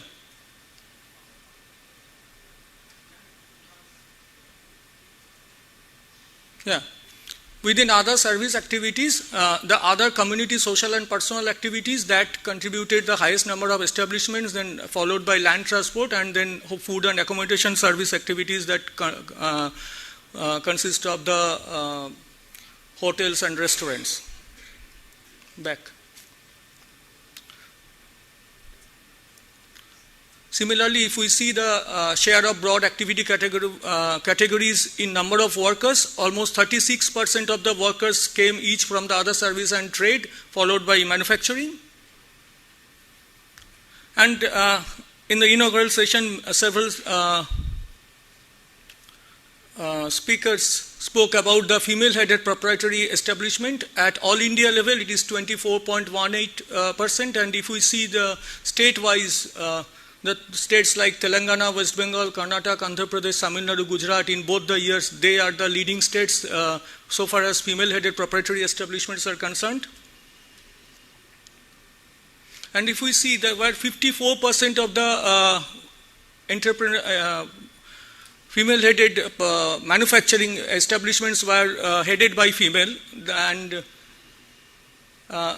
here I would like to address to the concern raised by Professor Bhanumurthy that the self-help group is not a part of this. Self-help group is not there in the manufacturing sector, so whatever is there is 54% of the proprietary, female-headed proprietary establishment in the manufacturing sector belong to the core manufacturing sector. There is no SHGs under this in this figure. So here also, if you see the all India is marked as red, and then states like Telangana, West Bengal, Karnataka, Kerala, Jharkhand, and Gujarat, they are the top states where most of the female entrepreneurs are working in manufacturing sector. Now, we talked about some operational characteristics, the ICT usage. Our Secretary Sir also has expressed this. There is a fast, rapid rate of digitalization that is taking place in this sector, which is a very good thing for them. And what do we exactly mean by digitalization in this sector? We, in our ASUSE schedule, in the context of the ASUSE schedule, if they have placed or they have taken order online, they have used online payment, if they have used UPI for their payment. So they are the metrics for this ICT usage, and it has rapidly grown from almost 14% to 21%. So we hope that this sector is also catching up with the formal sector in terms of its digital presence. Then status of registration is also increasing from 29.4% to 36.8%, which is again a good sign because things are coming under some formal registration net. So that's also a good sign for the economy. Then the financial assistance, the outstanding loan per establishment, which is a very important metric for this sector, that whether loans are available to these tiny establishments. We see that there has been a substantial increase in outstanding loan per establishment. That means better access to loan in this sector. We have the broad activity category-wise loan figures in the right side panel. If we see the labor productivity in the sector, that is also increasing. From ASUS 21-22, it was 1,38,207 in GVA per worker to 1,41,769, the marginal increase in GVA per worker figures. And the capital investment is also taking place in the sector. The fixed asset owned per establishment has significantly increased from 2.181 lakh in 21-22 to 3.18 lakh in ASUS 22-23. So it shows that the sector, after being badly hit by the COVID, has turned around, and it shows the resilience of this sector in Indian economy. So finally, we have some precautionary notes for the users, because our unit level data is available in our website, and people can download the data and can do any kind of categorical and analysis using our categorical variable. But there are certain issues. Sometimes we see that if we combine indicators, for example, if we combine indicators like whether an establishment is an NPI and it maintains audited books of account, you will probably get a very few observations even at all India level. So based on those kind of small domain, if we try to estimate, then those estimates may not be that robust. So that is a word of caution from the data producer side. Then estimate for smaller state and UT also, they suffer from this smaller sample size, so those results also need to be interpreted with caution. And estimates are sub-state or district level estimates. They are also, I think we should have some caution, because in many cases we have very less number of units available in that domain. And again, regarding the concern of district level estimate raised by our chief guest in the inaugural session, I would like to mention in the recently held COCSO, in state conference that we had in Delhi, we decided to tweak our sampling design to accommodate the districts in our basic stratum, so that we can bring out the district level estimates owing to the demand of the state and also owing to the demand of the policy makers. So we expect that soon the ASUS will be able to give district level estimate, of course with collaboration with state government, because we do not have that much of infrastructure, because the sample size will go up manyfold because of this. But that is there in our plan of action in near future. So that's all from my side. Thank you.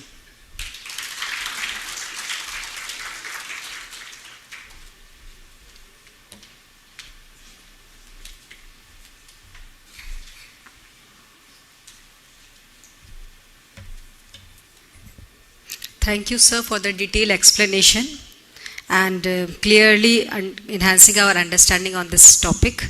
Now, moving ahead, our next technical session will be the understanding on the unit level data for tabulation using multiplier and steps, followed to ensure the data quality and how to use unit level data for enhanced analysis. For this, I take the opportunity to invite the speaker of this session, Shri Salil Kumar Mukhopadhyay, Deputy Director General, Data Processing Division, NSSO, Ministry of Statistics and Program Implementation. May I please request sir to please come forward. Thank you, sir.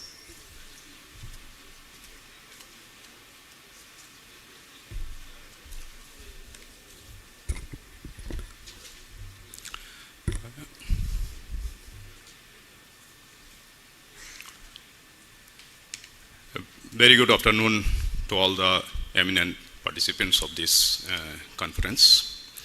In this session covering data quality, unit level data, multiplier, and generation of indicator using multiplier, I will try to be less technical, unless it is paramountly inescapable. This session is split in 4 parts.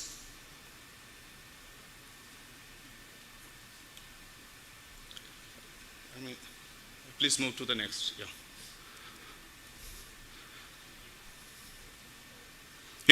No, we have moved ahead.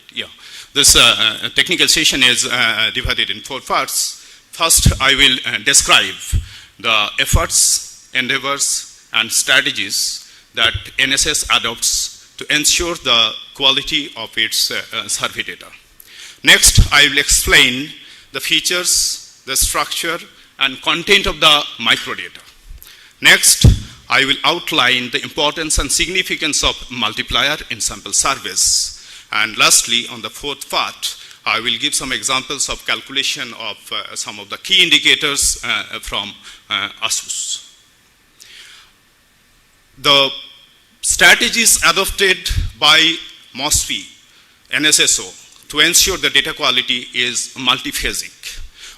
One of the important phases of the data quality is leveraging the aspects of the digital platform, that is the eSigma.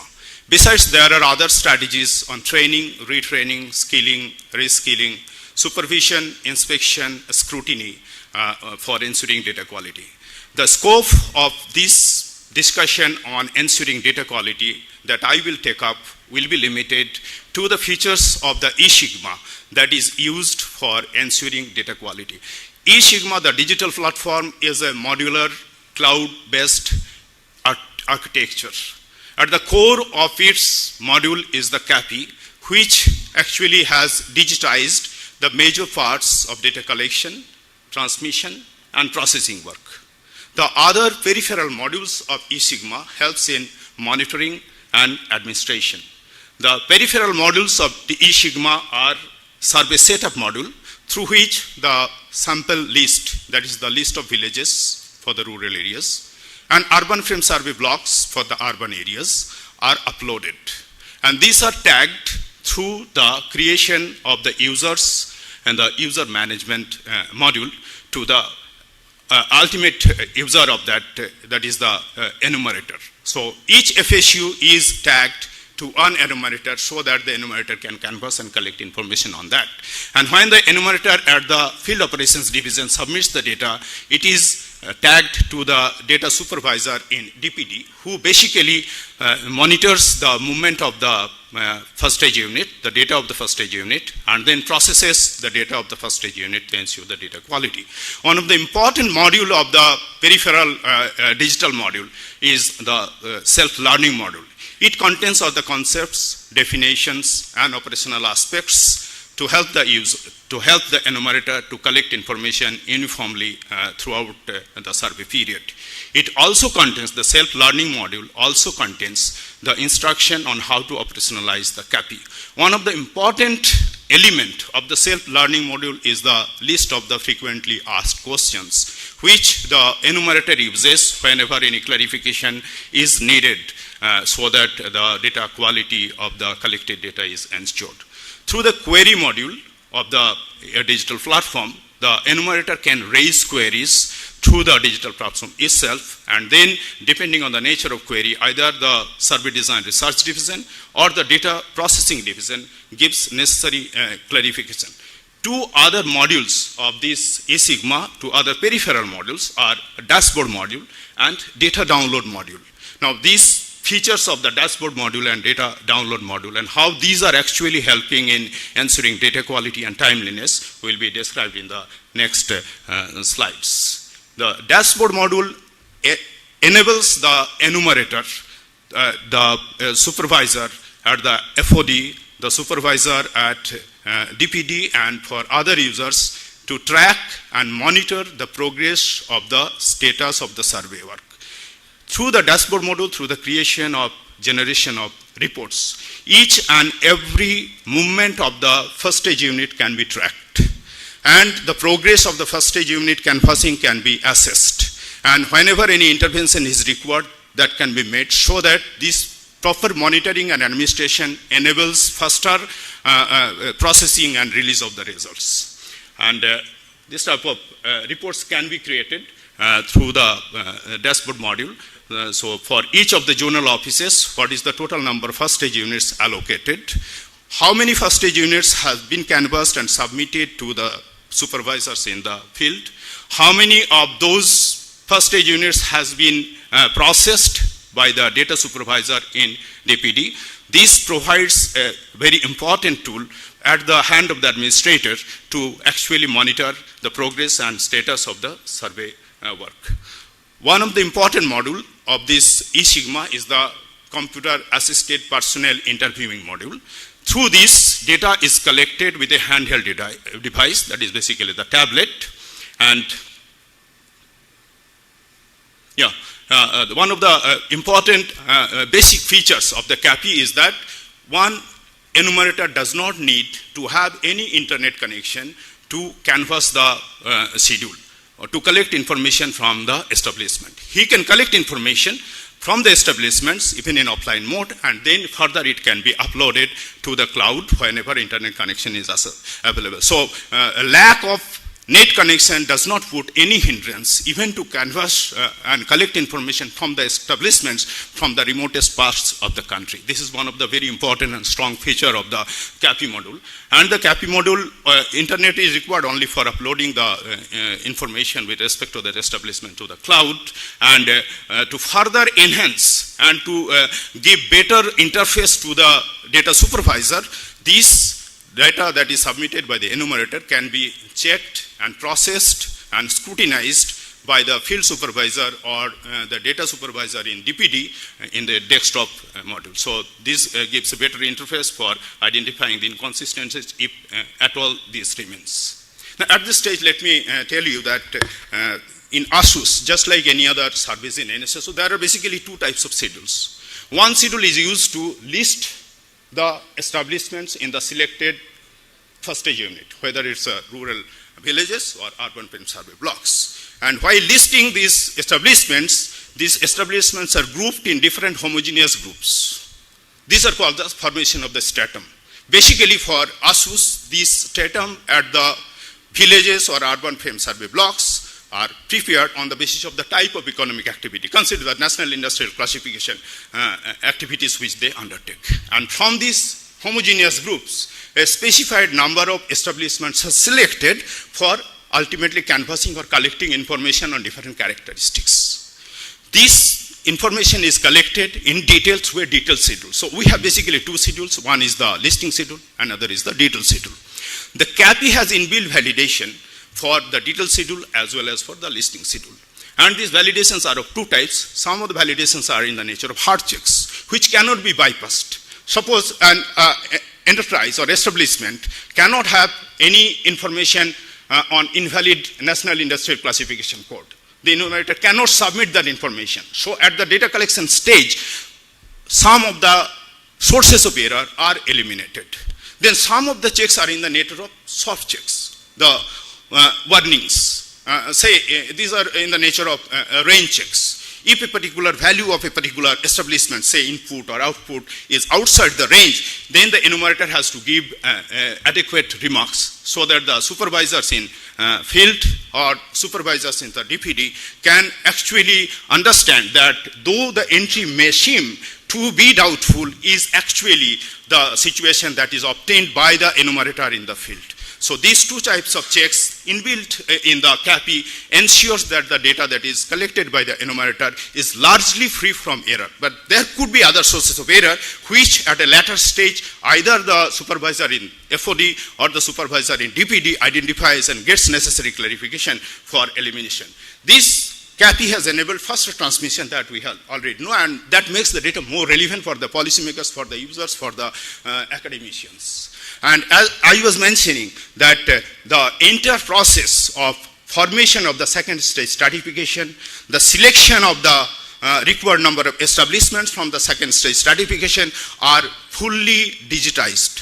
That actually eliminates completely the scope of human intervention or for making selection or making groups, and eliminates the sources of non-sampling error to a large extent.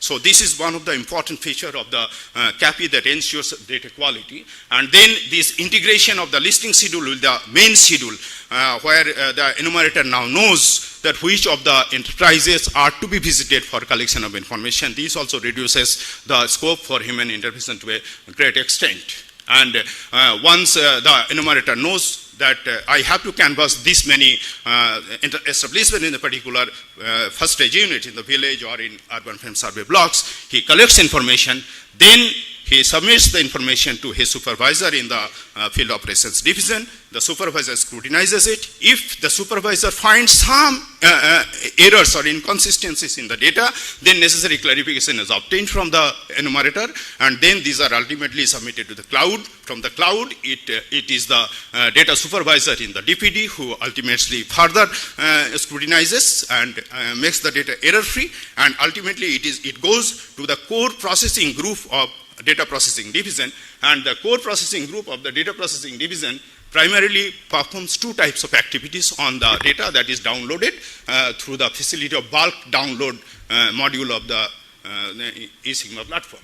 These two types of activities are basically, one is to find out if there are still some inconsistencies which the enumerator was unable to detect when the information was collected from the individual establishment. That is for one. Second is that once the data is bulk downloaded in the core processing group, then the multiplier is calculated and a set of tables are generated to see whether the indicators that is determined or that is generated conforms to the general idea of, or from some external validation or from validation from the earlier rounds of the survey.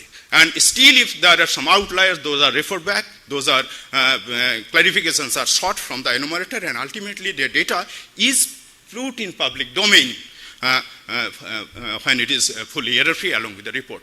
When you release data in the public domain, it contains, besides the data, a set of documents. These are basically the metadata, the concepts, definition, and a guideline to the user on how to use the unit level data. This is the homepage of the data download page of the Ministry of Statistics and Program Implementation. And the feature of the unit level data is that it is arranged in different labels. The labels are necessary because the volume of the data is too big to put it in one bucket. In ASUSE, there are 16 labels. Labels are arranged and formed thematically. Every label has one unique primary key to identify the individual establishment. So for each of the 16 labels, I can track the record of each individual establishment. The user can identify the different characteristics for each individual establishment for all these 16 labels. And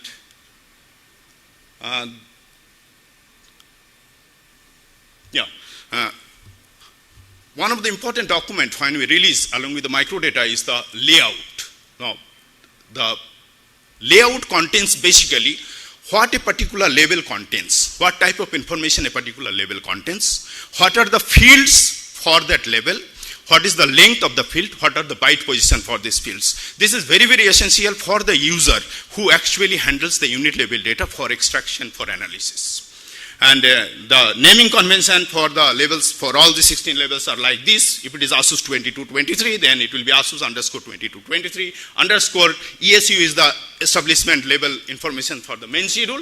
Then L stands for label L, and then XS it was 01 to 16. So this is basically the text data. Using the text data, and this is the layout basically. The colored portion indicates the identification of the primary key. It contains for all these 16 labels. And the second column basically the fields that is contained in a particular label, the byte position, the length, the schedule, the block, all this information is contained.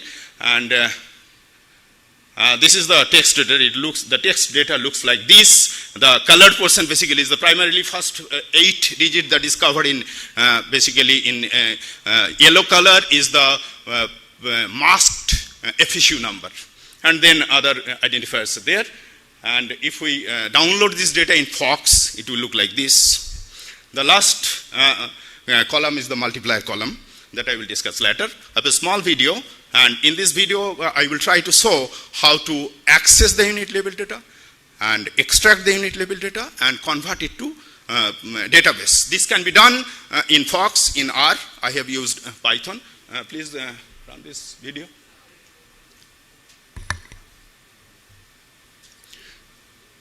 Yeah, it's a 1.5 minutes video.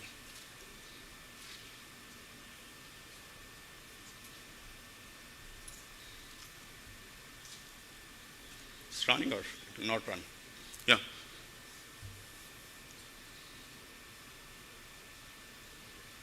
can run from your pen drive.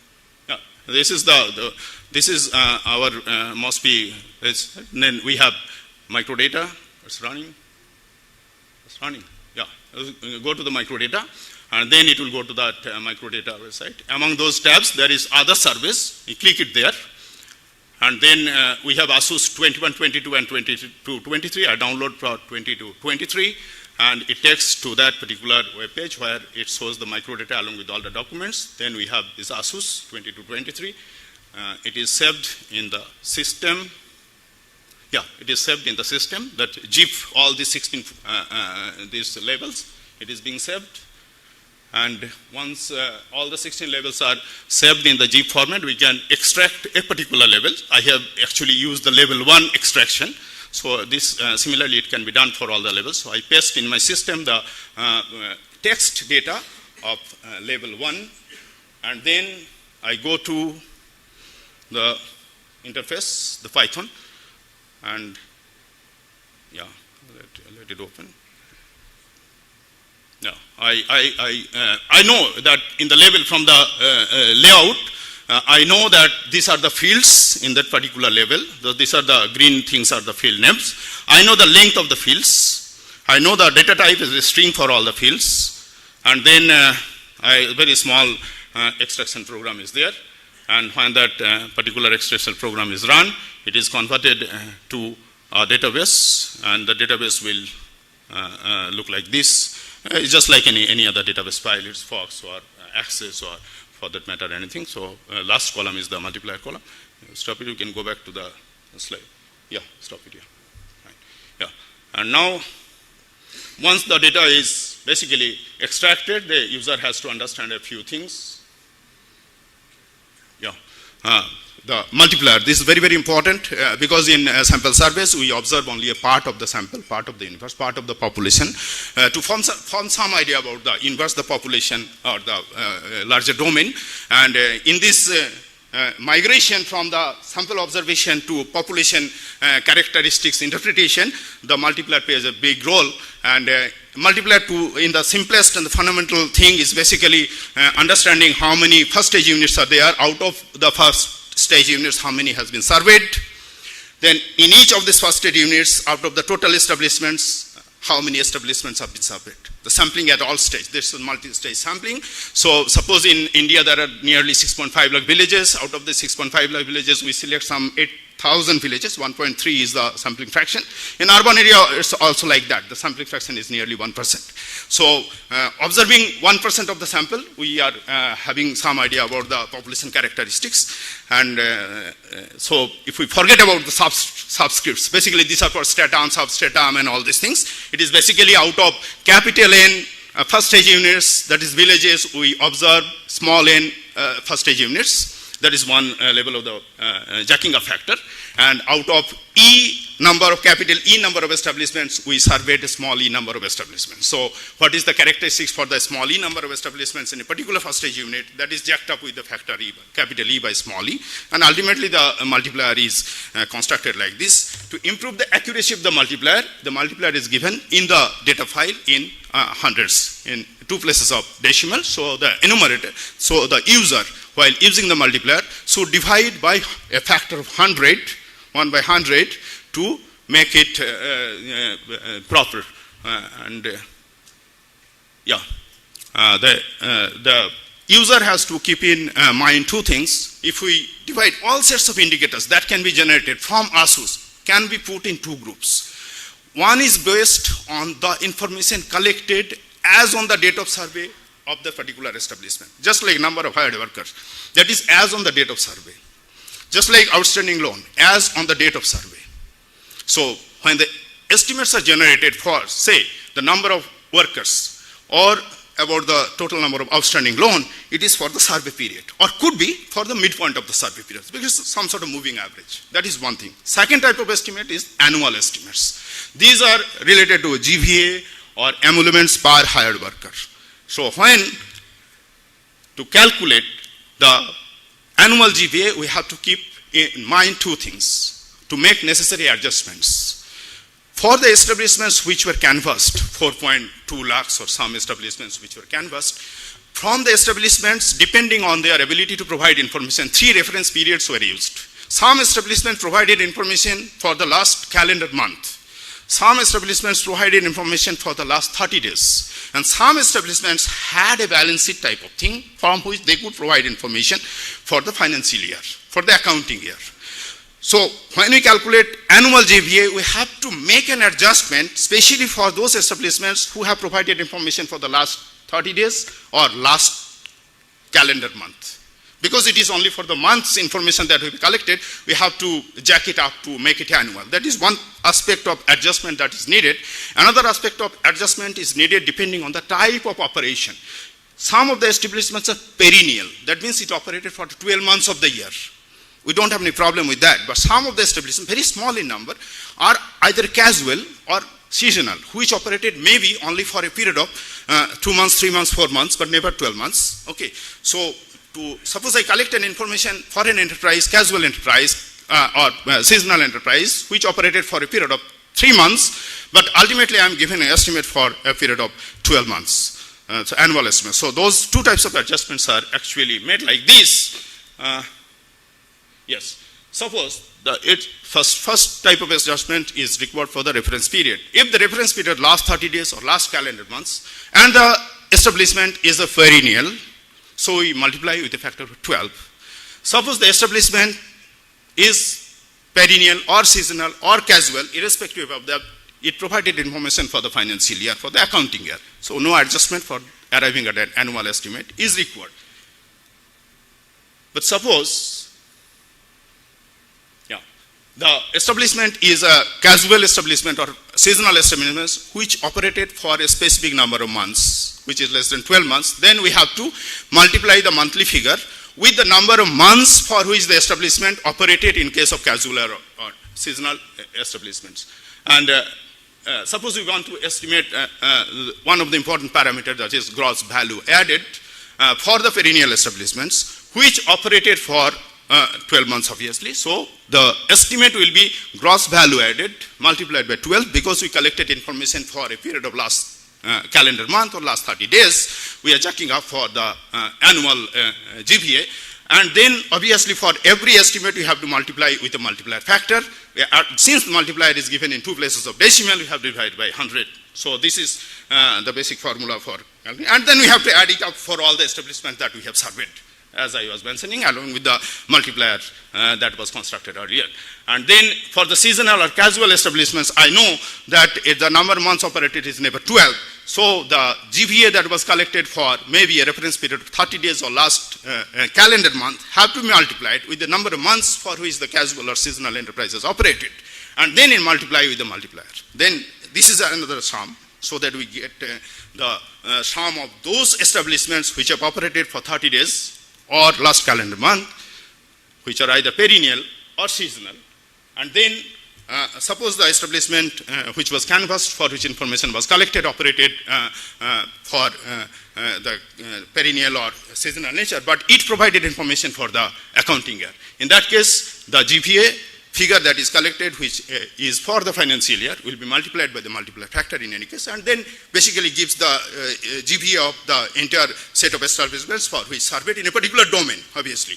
And then if you have to calculate the GVA per establishments, the formula for that will be the estimated total number of GVA, summing over all the GVAs for across all the establishments, and then the estimated number of establishments, which is nothing but the summing up all the multipliers for all the establishments for which survey was undertaken. Okay, so this basically provides a snapshot on the 4 aspects that I was talking. And thank you very much.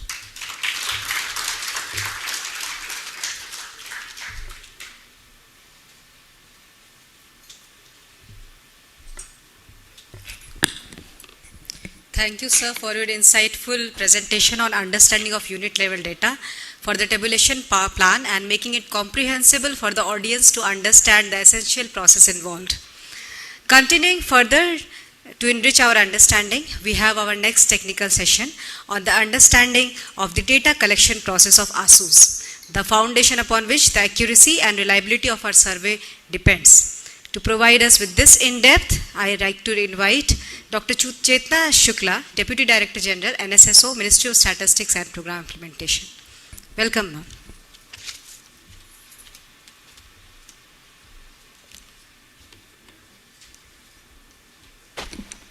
Good afternoon. This is a small presentation.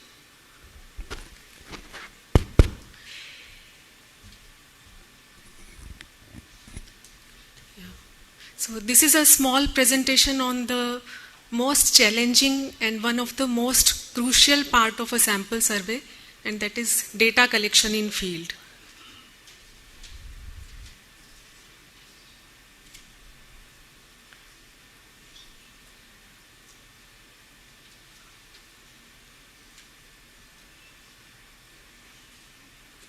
Please go back.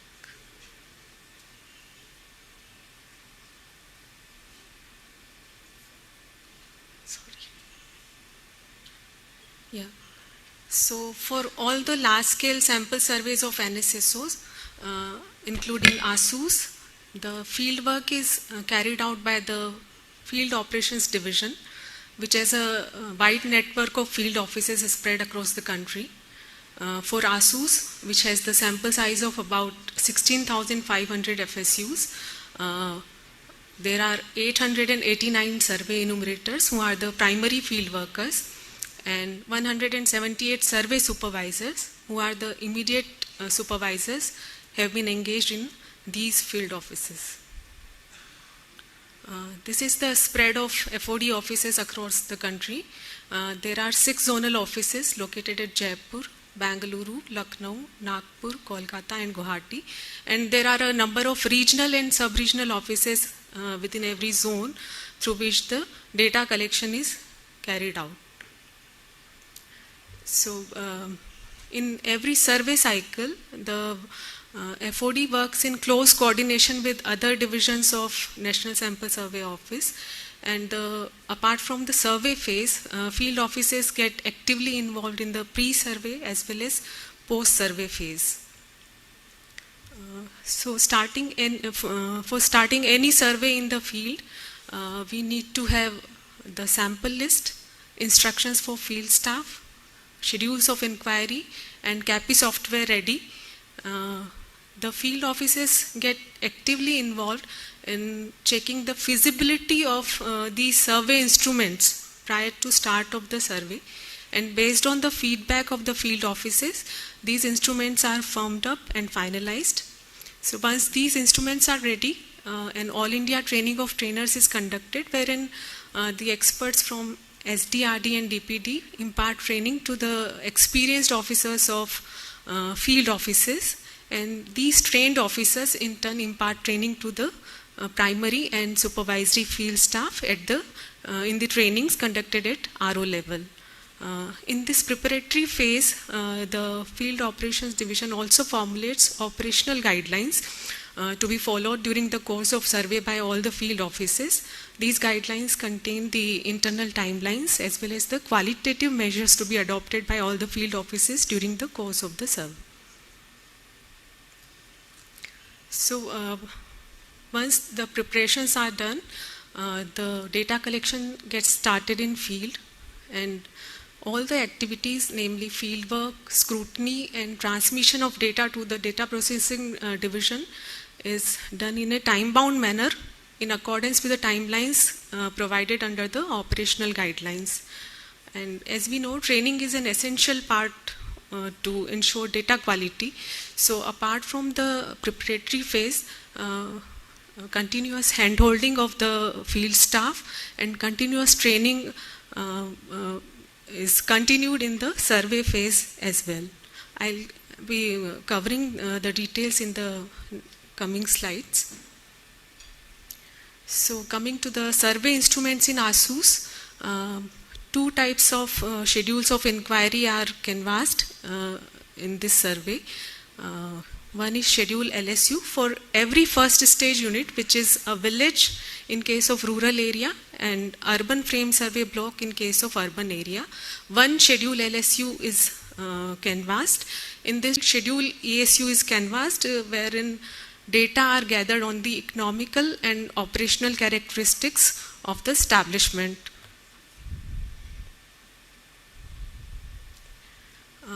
This slide depicts the steps, various steps in data collection. Once a sample FSU is assigned to a survey enumerator, the work starts with identification of sample, followed by ascertaining the sample boundary, so to gather as to what area is to be captured. Within the given sample, all the eligible non-agricultural establishments with 10 or more workers are essentially captured.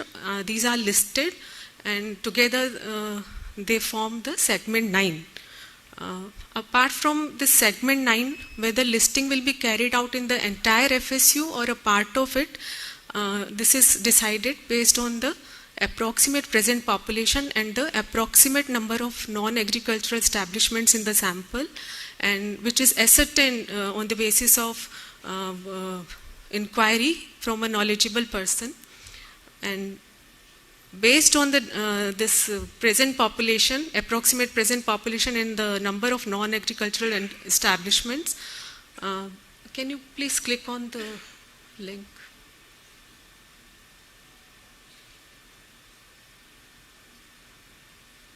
Yes. So if the approximate present population is below 1200 and the number of NAEs, that is non-agricultural establishments, is below 120, then listing is carried out in the entire FSU. Else, if the FSU is divided into 4 or more parts depending on the population or number of NAEs, and from this the parts which are called hamlet groups in case of a village and sub-blocks in case of a urban frame survey block. One sub-block or hamlet group is chosen having a maximum number of hired workers, and from the remaining hamlet groups and sub-blocks, 2 hamlet groups or sub-blocks are chosen using SRSWOR. These are called segment 1 and 2. So all the establishments, all the households and establishments in segment 1 and 2 are listed along with auxiliary information, and then a sample of establishments is selected using the inbuilt feature in CAPI, and for each of the selected establishment, detailed schedule is canvassed, validated using the CAPI, and submitted for further data processing. This is flow of data of an FSU, that how the data captured for an FSU flows from FOD to DPD. It has been covered in detail in the previous presentation. I would just like to mention that during the course of field work, data quality measures are taken by FOD, namely field inspection and super scrutiny. So scrutiny by survey supervisor is essentially built in CAPI, but apart from that, super scrutiny is carried out by other experienced officers of FOD, and the observations are well documented and provided to the survey enumerator as well as the survey supervisor for continuous improvement. Apart from this, when the data is being captured in field inspections are carried out by senior officers. The purpose is to handhold, guide, and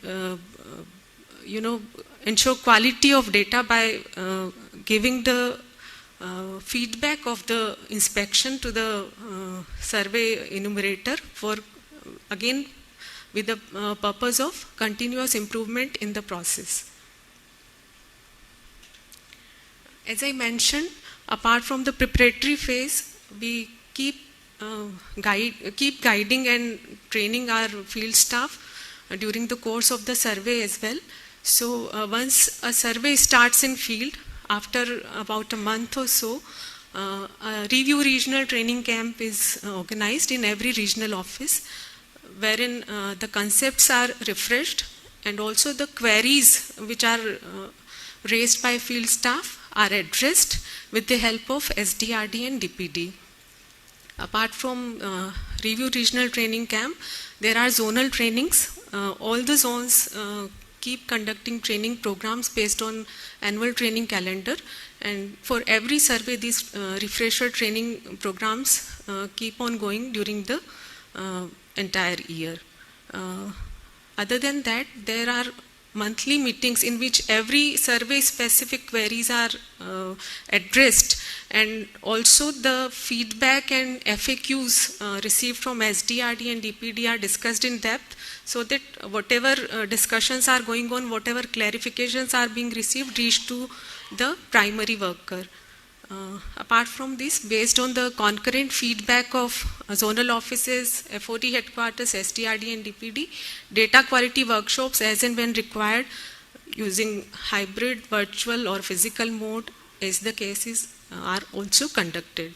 And as I mentioned, field inspections are carried out continuously, and during the inspection, on-the-spot guidance is provided by the senior officers to the primary field workers. This is the post-field work phase. So once the field work is over, data collection is over, the field officers get involved in providing clarification or corrections with respect to the issues raised by DPD and SDRD. Also, the field officers document the experience gathered during the course of the survey, which is quite helpful in addressing the issues and improvement in next round of survey. This is a very, I would say, most important part of the presentation, the issues and challenges faced by field officers during the course of the survey. So non-supportive respondents, because of time and many issues, doubt on the veracity of the field of the survey enumerators, many respondents are reluctant to provide the information. So the approach that our field offices follow is the trust building approach. So we keep pursuing wherever required. We write letters from the regional offices. Also our survey enumerators visit at a convenient time provided by the respondents, sometimes referring to the our ministry's website or inviting them to the office also is helpful in gathering, building trust and gathering the required information. Then safety of field staff. So at times our field staff face hostile environment, and to address this issue we keep on coordinating with state government and liaising with the local level authorities to address this issue, as safety is the foremost concern for FOD.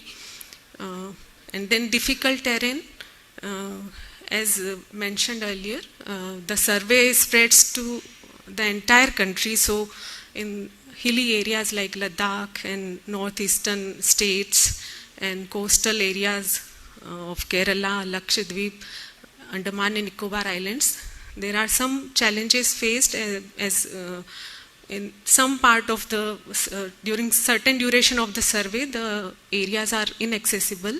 So to an extent, this problem is addressed by providing sub-round relaxations and relaxed criteria for hamlet group formation, etc. And there are many challenges which together we work to address those challenges. These are quite a few which I have cited here. This is from all of it from my side. Thank you.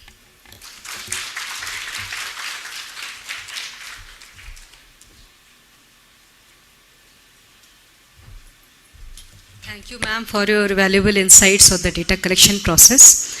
So we hope that the deliberation during this technical sessions held have been valuable till now, and as we have gathered here to further enrich ourselves with the visibility and application of this ASUSE data, we'll have panel discussions followed by open discussion. For the panel discussion, the stage is being ready.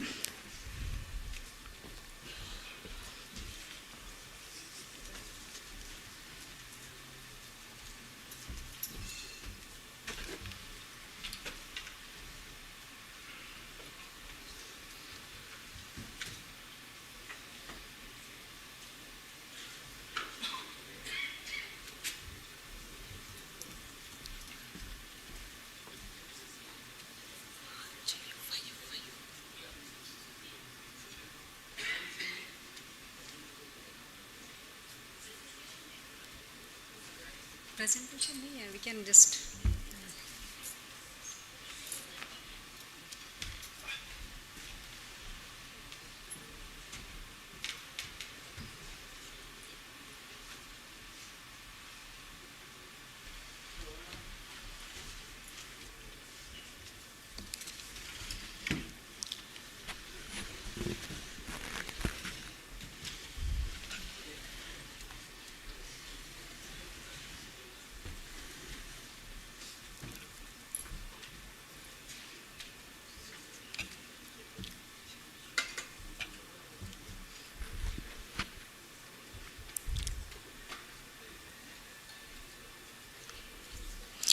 We will now have a panel discussion for enhancing stakeholders' engagement through ASUS data.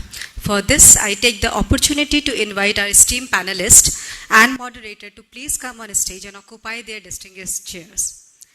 May I please invite Shri Siddharth Kundu, Additional Director General, Survey Design and Research Division, NSSO, MOSPI. Professor Brinda Vishwanathan, Madras School of Economics. Madam, we are pleased to have you. Audience, please have a round of applause.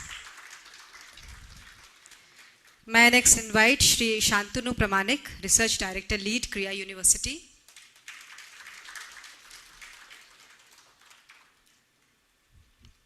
Thank you, sir.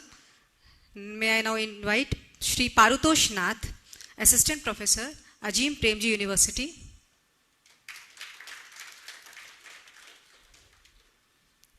I would request Shri Soumya Chakravarti, Deputy Director General, Survey Design and Research Division, to please come on stage.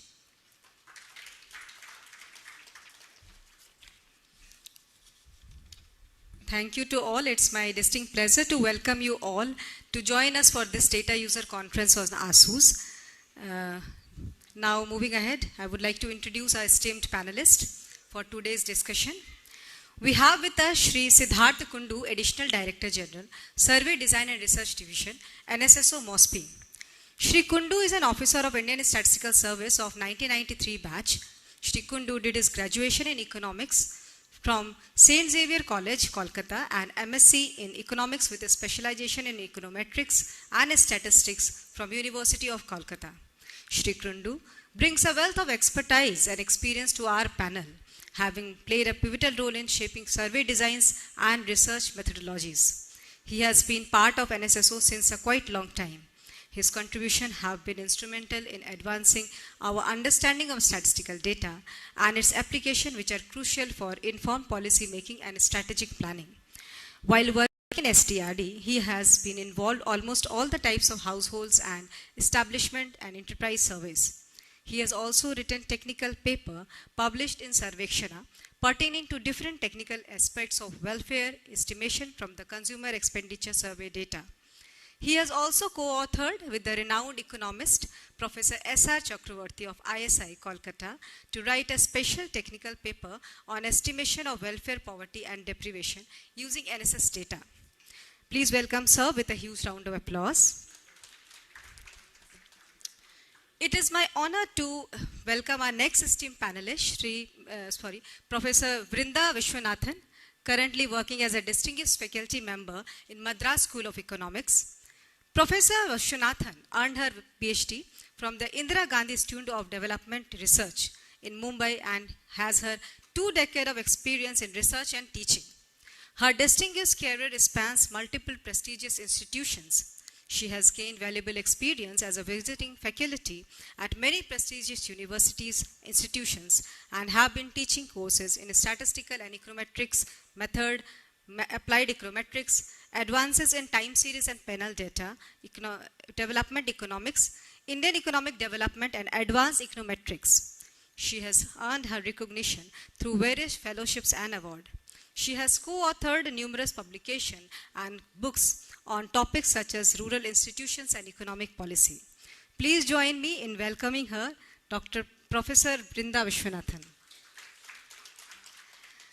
I am privileged to introduce our next esteemed panelist, Shri Shantanu Pramanik. Dr. Pramanik is a seasoned research leader and a statistician with nearly 2 decades of experience in steering large-scale data innovation initiatives. Dr. Shantanu holds a PhD on survey methodologies from the University of Maryland College, Park, and a master's degree in statistics from the University of Kolkata. His interests lie in applying survey and research methods such as remote monitoring of data collection, randomized controlled trials, multi-level modeling, and small area estimation to address critical development issues such as access to health insurance, family planning, and labor force participation, among others. Shri Pramanik has published extensively in both international and national journals, including Journal of International Association of Official Statistics and International Journal of Epidemiology. He has co-authored multiple working papers, policy briefs, and books chapters.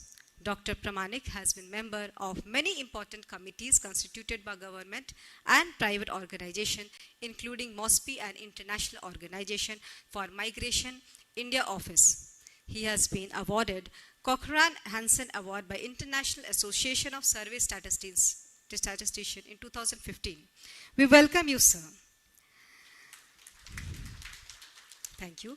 I am pleased to introduce our next panelist, Shri Paritosh Nath, an accomplished scholar and researcher with extensive experience in labor economics and development studies. He is currently an assistant professor at Ajim Premji University, Bangalore, a role he has held since March 2021. Prior to this, he was a postdoctoral fellow at the same institution, focusing on urban labor market, labor laws, and workforce changes. Shri Nath's previous position include research fellow at Aman Biradari Trust and as research assistant at the Institute for Development and Communication. His research interest encompasses industrial labor market, urban transition, skill development, and manufacturing productivity. He is a recipient of Professor Surijit Singh Fellowship and the Sarnath Award for Young South Asian Scholar. Shri Nath earned his PhD in economics from Jawaharlal Nehru University, New Delhi. Please welcome, sir, with a few round of applause. Thank you. I am pleased to introduce our moderator for this session, Shri Soumya Chakravarti, Deputy Director General, Survey Design and Research Division, NSSO, MOSPI. Shri Chakravarti is an esteemed officer of Indian Statistical Service from 1999 batch and has served multiple government ministries and departments on various positions and roles. His contribution to the field of statistics had been remarkable. Please welcome, sir. Thank you all once again for joining this data user conference. Now I request Shri Chakravarti to please carry forward with the panel discussion. Thank you, sir. Thank you, Supriya, and good afternoon, everyone. Now that we have heard a first-hand account from the people who collected, processed, and tabulated the data, it's time to listen to the other part of the story, the stakeholders of our data for whom this whole conference is. The very purpose of this panel discussion is to better understand the user's perspective of the data and also to foster an idea of collaboration between the users and the producer of data. Hence, the topic of today's panel discussion is enhancing stakeholder engagement through data. To speak on this interesting topic, we have eminent speakers and luminaries from academia, Dr. Brinda Viswanathan, Dr. Shantanu Pramanik, and Dr. Paritosh Nath. My colleague Ms. Supriya Saxena has already given a brief introduction of each of them. Ministry of Statistics and PI has recently taken a number of initiatives to engage the stakeholders in data discussion. The theme of today's panel discussion represents a significant step towards fulfilling that commitment.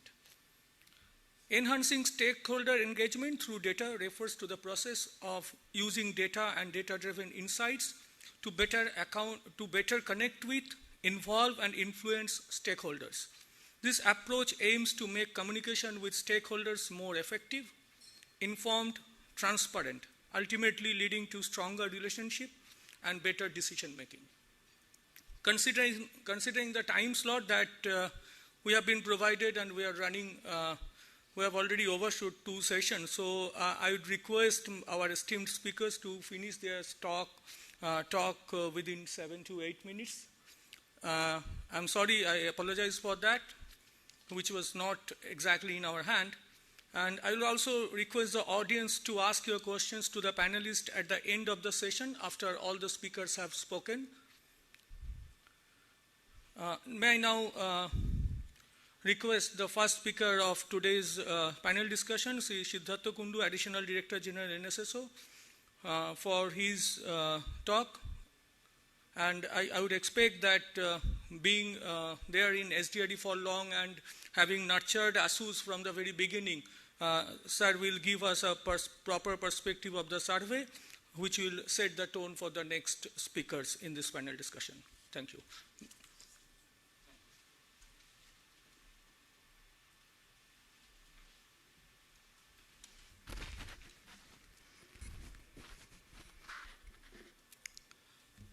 Good afternoon to you all.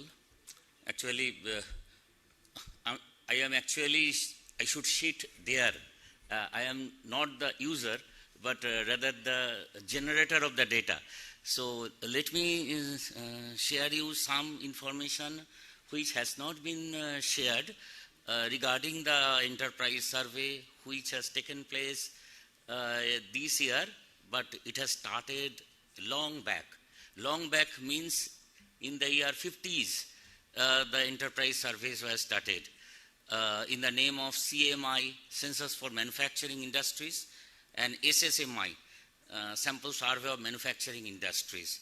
But that time it was used that census frame, population census frame as the frame for the survey.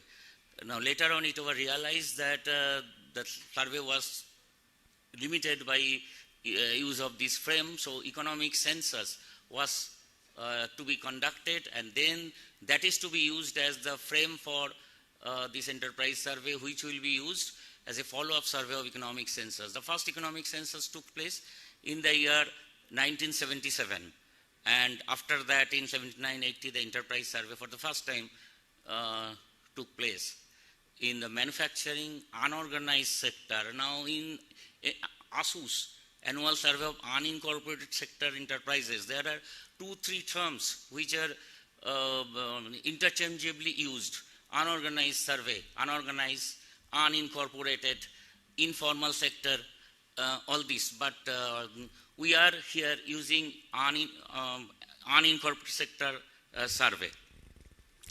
Now, after each economic census, a dedicated follow-up survey, enterprise survey took place, initially separately in the manufacturing sector or trade or other services sector.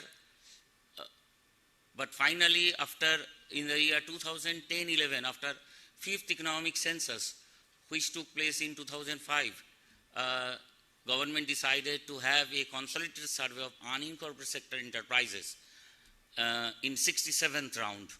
Then after 6th economic census, which took place in the year 2013-14, then in 7th round that unincorporated sector enterprises were conducted. Now it was normally conducted after a gap of 4, 5, 6 years. Later on it was decided that from 2019-20 onwards we would continuously survey these unincorporated sector enterprises, and it will be done annually. But because of this COVID, etc., we could not do in 2021, but from 21-22, we are continuously doing this survey. Now, essentially the objective was to capture those non-agricultural units which are outside the organized manufacturing sector that is covered in ASI. Now, from user point of view, as I have mentioned, this survey provides information on 3 important categories. One is informal sector, second one is quasi-corporation, and third one is a gray area. It is not in ASI, but not in informal sector also. Now, what is quasi-corporation? Normally by quasi-corporation we mean that these units which are looking like corporate, but not actually registered under Ministry of Corporate Affairs, that is under Companies Act. But what is informal sector? Although the term informal sector has been used extensively, and even after more than 30 years of research on informal activities, there is no consensus on its definition. ILO, in its employment visualization, employment report on Kenya in 1972, they have identified five or more characteristics. Number one is easy entry for new enterprises. Second is reliance on indigenous resources. Mainly it will be family owned. Next, small scale operation and low productivity, unregulated and competitive market, etc. These will be the characteristics of informal sector. Later on, in 15th ICLS in 1993, it has been decided that private unincorporated entities, mainly characterized by no separate legal entities, no account, no complete account, so that financial activities can be separated from owner's own activities. Some goods must be produced for sale. Size should not be, size is number of workers, should be below a certain threshold. These are the, and finally, that unit should be engaged in non-agricultural activities. These should be the characteristics of informal sector activities. Now, we are in unincorporated sector enterprises. We are covering all these entities. In this survey, we provide number of establishment and other particulars of operational characteristics of the enterprises. Now, in many countries, they confine their enterprise or establishment survey, that is unincorporated or informal. They are only confining their estimate to these operational characteristics. They do not go to these economic characteristics such as we provide on GVA, worker, etc. Now, these information, GVA, along with other operational characteristics, help the user to do various types of analysis, including productivity. Now, recently we have seen that there is a various hue and cry on labor estimate from claims data, KLEMS. There I understand that ASI data is used, but not the ASUSE. That ASUSE data also can be used. Secondly, that this ASUSE data analysis, what is found in many EPW papers, that the academicians do not use the weight properly. So use of weight or multiplier, that should be used properly. And finally, the most important user of this ASUSE data is our National Accounts Division. They use this national ASUSE data for their base revision, and RBI is also using. And finally, other academicians or researchers, they use researches on informal sector, productivity, etc. So that's all. Thank you.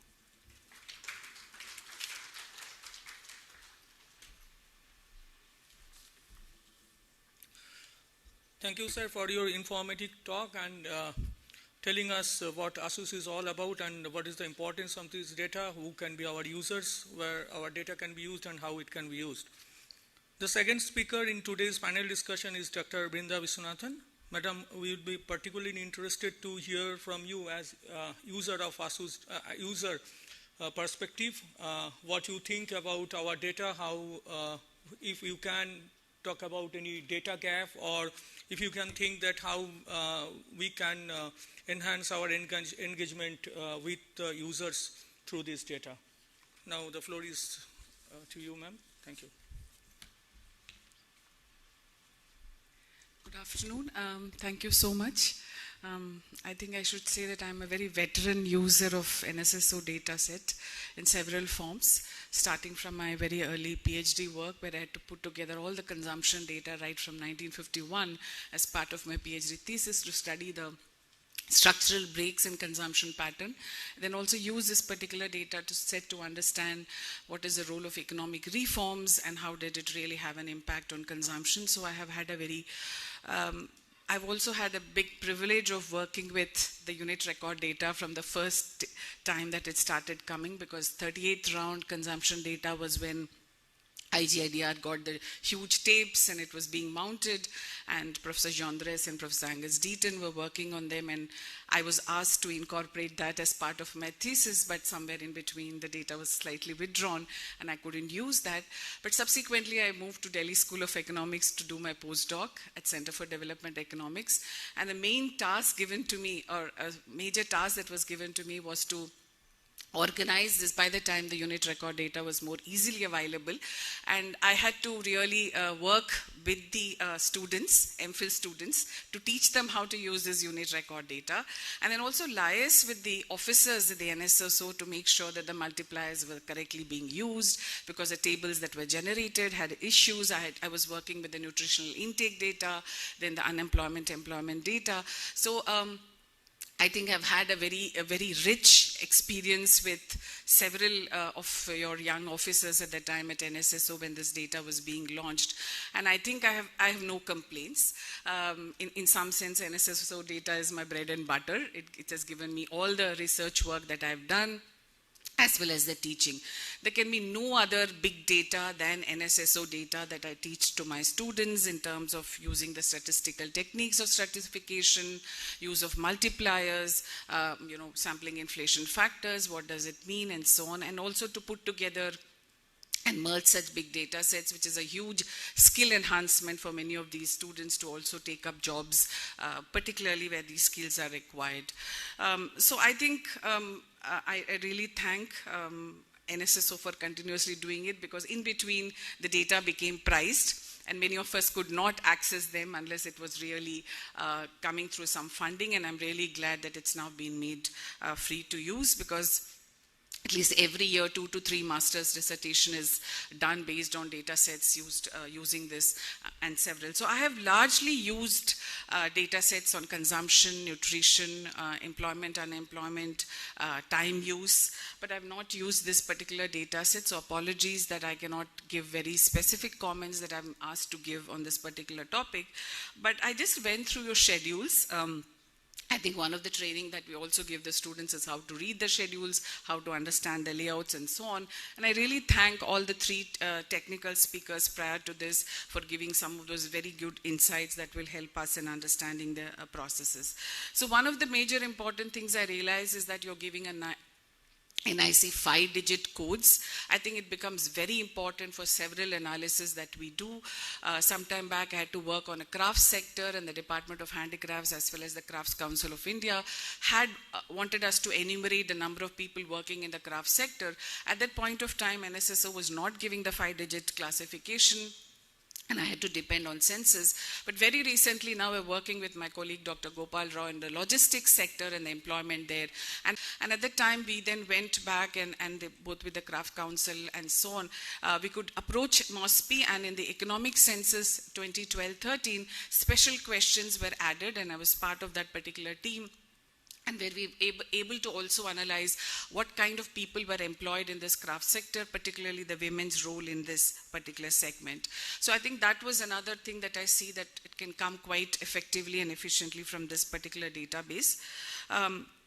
A third work that I've done is looked at the self-help groups and the role of women, what kind of networks.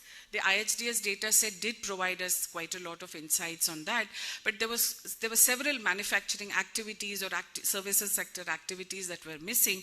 So once again, I see that this particular database can play a very strong role in understanding the access to credit, but one of the things I would really like to know is that, is it possible to get a sense of how these women network, which is available in the IHDS data set, some particular questions, and if you're asking these self-help group questions, I think the networking, the nuance, a little more questions on networking would really help us in understanding how these women form these networks, and as a result they're able to contribute and work and so on. So that was one of the things I was looking, I think going forward, if you can think a little bit more on how these organizations are formed in order for them to work. Another major issue that's coming up for discussion is in terms of these informal sector is in the working conditions, particularly in the ongoing climate change issues or heat stress. So a lot of issues and discussions are coming up on that particular context, and I'm not sure if you can really do that immediately. But one of the things that the National Family Health Survey has done, to some extent by protecting the privacy also, is to give the latitude and longitude of the households, not exactly where they are, but slightly farther away, which helps us to understand certain environmental characteristics. And that will also talk about the issues, health issues that can come in there. Because a lot of problems related to severe environmental conditions will strongly come up, and we think that once we have this informal sector data, we can also understand what kind of policies may be needed to protect them to be able to have their employment. Because I don't see that this informal sector is going to vanish very soon, though there are discussions of changing some of these characteristics from informal to formal, but I think this will continue for quite some time, particularly for women. So how the NFHS has done is a very interesting way to go about it, and if there's any way that something can be learned from them and put it into perspective, I think it will be very helpful for taking other policy aspects in terms of what we are looking at it. The third aspect is coming with the minimum wages. And there's a very recent discussion on how we convert the minimum wages into the living wages. So most of the minimum wages work has been, is largely, the basis of that is coming from consumption, but we have no idea on how firms, what kind of challenges firms are facing in terms of putting these minimum wages into perspective. Now, if we want to go forward with this wage code bill or with this living wages, I think it would be really interesting to understand which of these firms are able to pay those minimum wages, and if they're not able to pay their minimum wages or the non-compliance towards them is coming because of the challenges that they are facing in terms of their input prices, the kind of profitabilities they have. So the non-compliance could be coming from other challenges, and I think this kind of data set can play a very useful role in understand the lower rate of compliance in terms of minimum wages and probably in, moving forward. So the capital, labor, energy, transportation, I think you have a small CLEMS model in terms of looking at it as a subsector, and it's sort of very useful for, I think, even for pedagogy in terms of what we are teaching in our classrooms for development economics or even my applied econometrics courses, where we give them data sets to, think up with problems and how to use them. A fourth issue that I would like to bring up is the migrant characteristics. I think this is one sector where we have seen huge number of migrants are working. So for instance, I see that there's a lot of work in Tamil Nadu. There's a lot of prisons in Tamil Nadu and Gujarat, and I'm sure many of these workers are coming from other states. If you can add a couple of small questions, I'm not saying that you need to go into a very major migrant module, which I've used very effectively from your earlier NSSO surveys on migration. I think a few questions will help to understand where are these people coming from, where are they working, because I do see a lot of change in the last 20 years in Chennai, where I see the Golgappa workers, the Mehendi makers, all of them come from different parts of India, but they all come here and work. So I think that would help both in terms of the workers as well as in terms of the entrepreneurs, whether they're coming up and setting and what kind of information that we have here. I think I heard some of the earlier speakers talk about district level estimates. I think that's very important for us to get a sense of district level estimates. I think going forward, you're probably going to bring that. I think we researchers also understand that there's a lot of challenge in terms of getting too many questions from a single schedule or single database. So we like to integrate across databases. So for that extent, I think getting looking at the NIC codes, skill levels, district levels, we could merge them across different databases like the supply of labor data that comes from the PLFS and the demand for labor that comes from the ASUSE data set in the informal sector. So, and then economic census that we are awaiting for the next thing to come up. So I think this will help us to integrate and put together a kind of a somewhat granular level information that will help both policy making as well as to understand or track changes, structural transformations and development that we really teach in our classrooms. So I think to that extent, it's a very good move forward, and I really thank all the officials who've been involved in it, from the top to the lowest surveyor. I think they face a lot of challenges, and I really appreciate appreciate, and we'll start using this data set very soon in our classrooms and in our research. Thank you so much.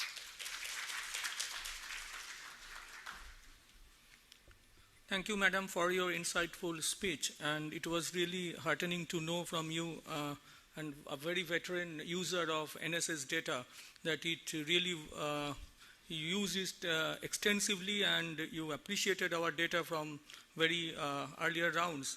So that was heartening for the entire NSS fraternity, and also you told us as a user what more we can do for improvement of our surveys. So I can tell you that your feedback will go a long way in further fine-tuning our survey instruments in rounds to come. Our third panelist today is Dr. Santanu Pramanik. Sir, we shall be particularly interested to hear from you as a user what you think about the presentation of ASUSE data, some of the questions that we might be interested to know from you if the data presented in a way is easy to understand and interpret, whether the survey fact sheet and report effectively convey the insights you need. Are there any area where data seems to be unclear or confusing to the users due to some lack of information given in metadata? And what steps can be taken to improve data literacy among stakeholders, especially for those with limited data experience? With those questions, may I now invite Dr. Pramanik to deliver his talk.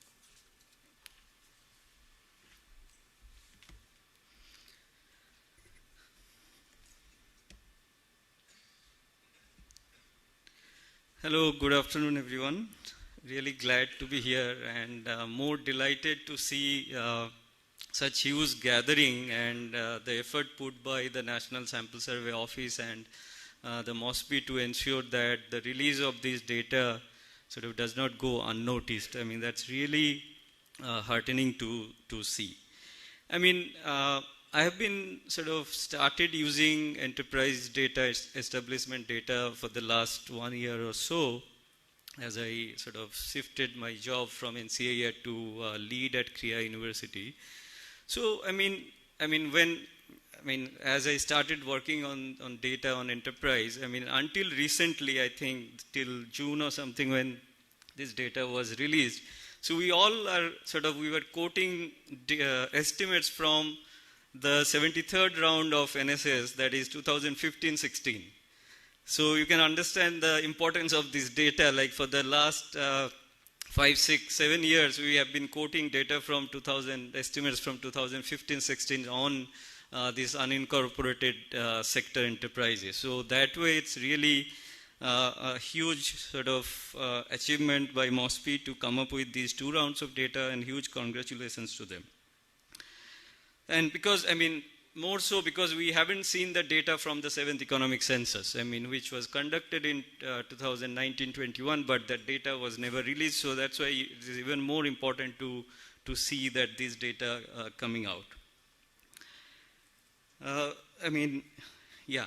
So, because, another reason I would like to mention that in the last 6-7 years, there have been a lot of policy decisions, like say, for example, starting from demonetization in 2016, after that, introduction of GST, nationwide GST, combining all the different type of tax and VAT, etc. And then, of course, the COVID pandemic. So all these events and the policy decisions may have a huge impact on the business performances of these enterprises, which we didn't have any data to actually know that or analyze that. This is perhaps the first data that would give us that opportunity to do. So that way, again, it's a great release for all of us.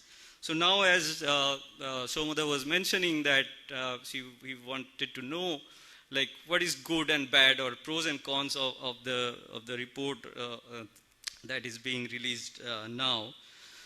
So let me start with the positives, of course. The documentation, the concepts and definitions, it's just impeccable. It is not just ASUSE. For any MOSPI service, this is something you wouldn't find for any service done by any other organizations or institutes in India. There is no ambiguity, absolute clarity on what is being collected, at least on paper. I mean, what is being actually happening in the field, that's a different issue that has also been discussed today, what type of quality measurements, etc. are taken. But this is very useful for the data users, for the researchers, for the policymakers to know exactly what is being measured and what is not being measured, be very upfront about it. So that way it's really sort of great to see that again that is being reflected in this report as well. And also sampling design, estimation methodology, those are, I mean, sampling design, there's some ambiguity in the selection of the ultimate sampling units, because whether it is a economic census frame was used or the listing was done, it was not clear from the report, but after today's discussion, it became clear that a listing approach was taken. But I would, like to request you to sort of clarify that in the report. It is not actually clear in the report what has been used for the first ultimate sampling unit. First stage unit, it was very clear. But for the ultimate sampling unit, it was not very clear. At least I couldn't find that.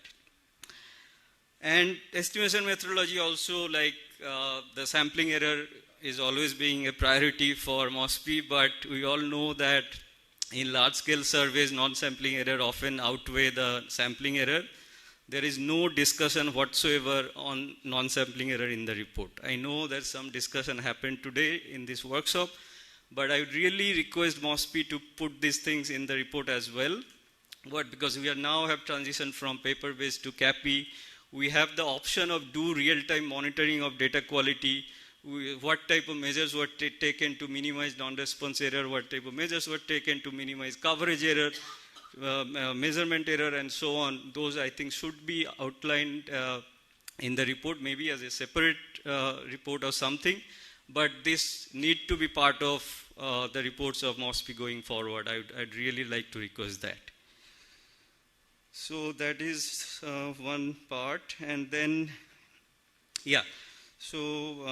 another important component is that how ASUSE is kind of related to other enterprise surveys. Say, for example, economic census. What is the difference in the target population? What is the difference? So, for example, ASUSE does not cover the construction sector. Economic census covers the construction sector, right? So, these type of differences, if you clearly outline, then when the users or the policymaker, they see the difference in the estimated numbers or whatever the indicator is, they would know why the difference is happening. Is it making sense?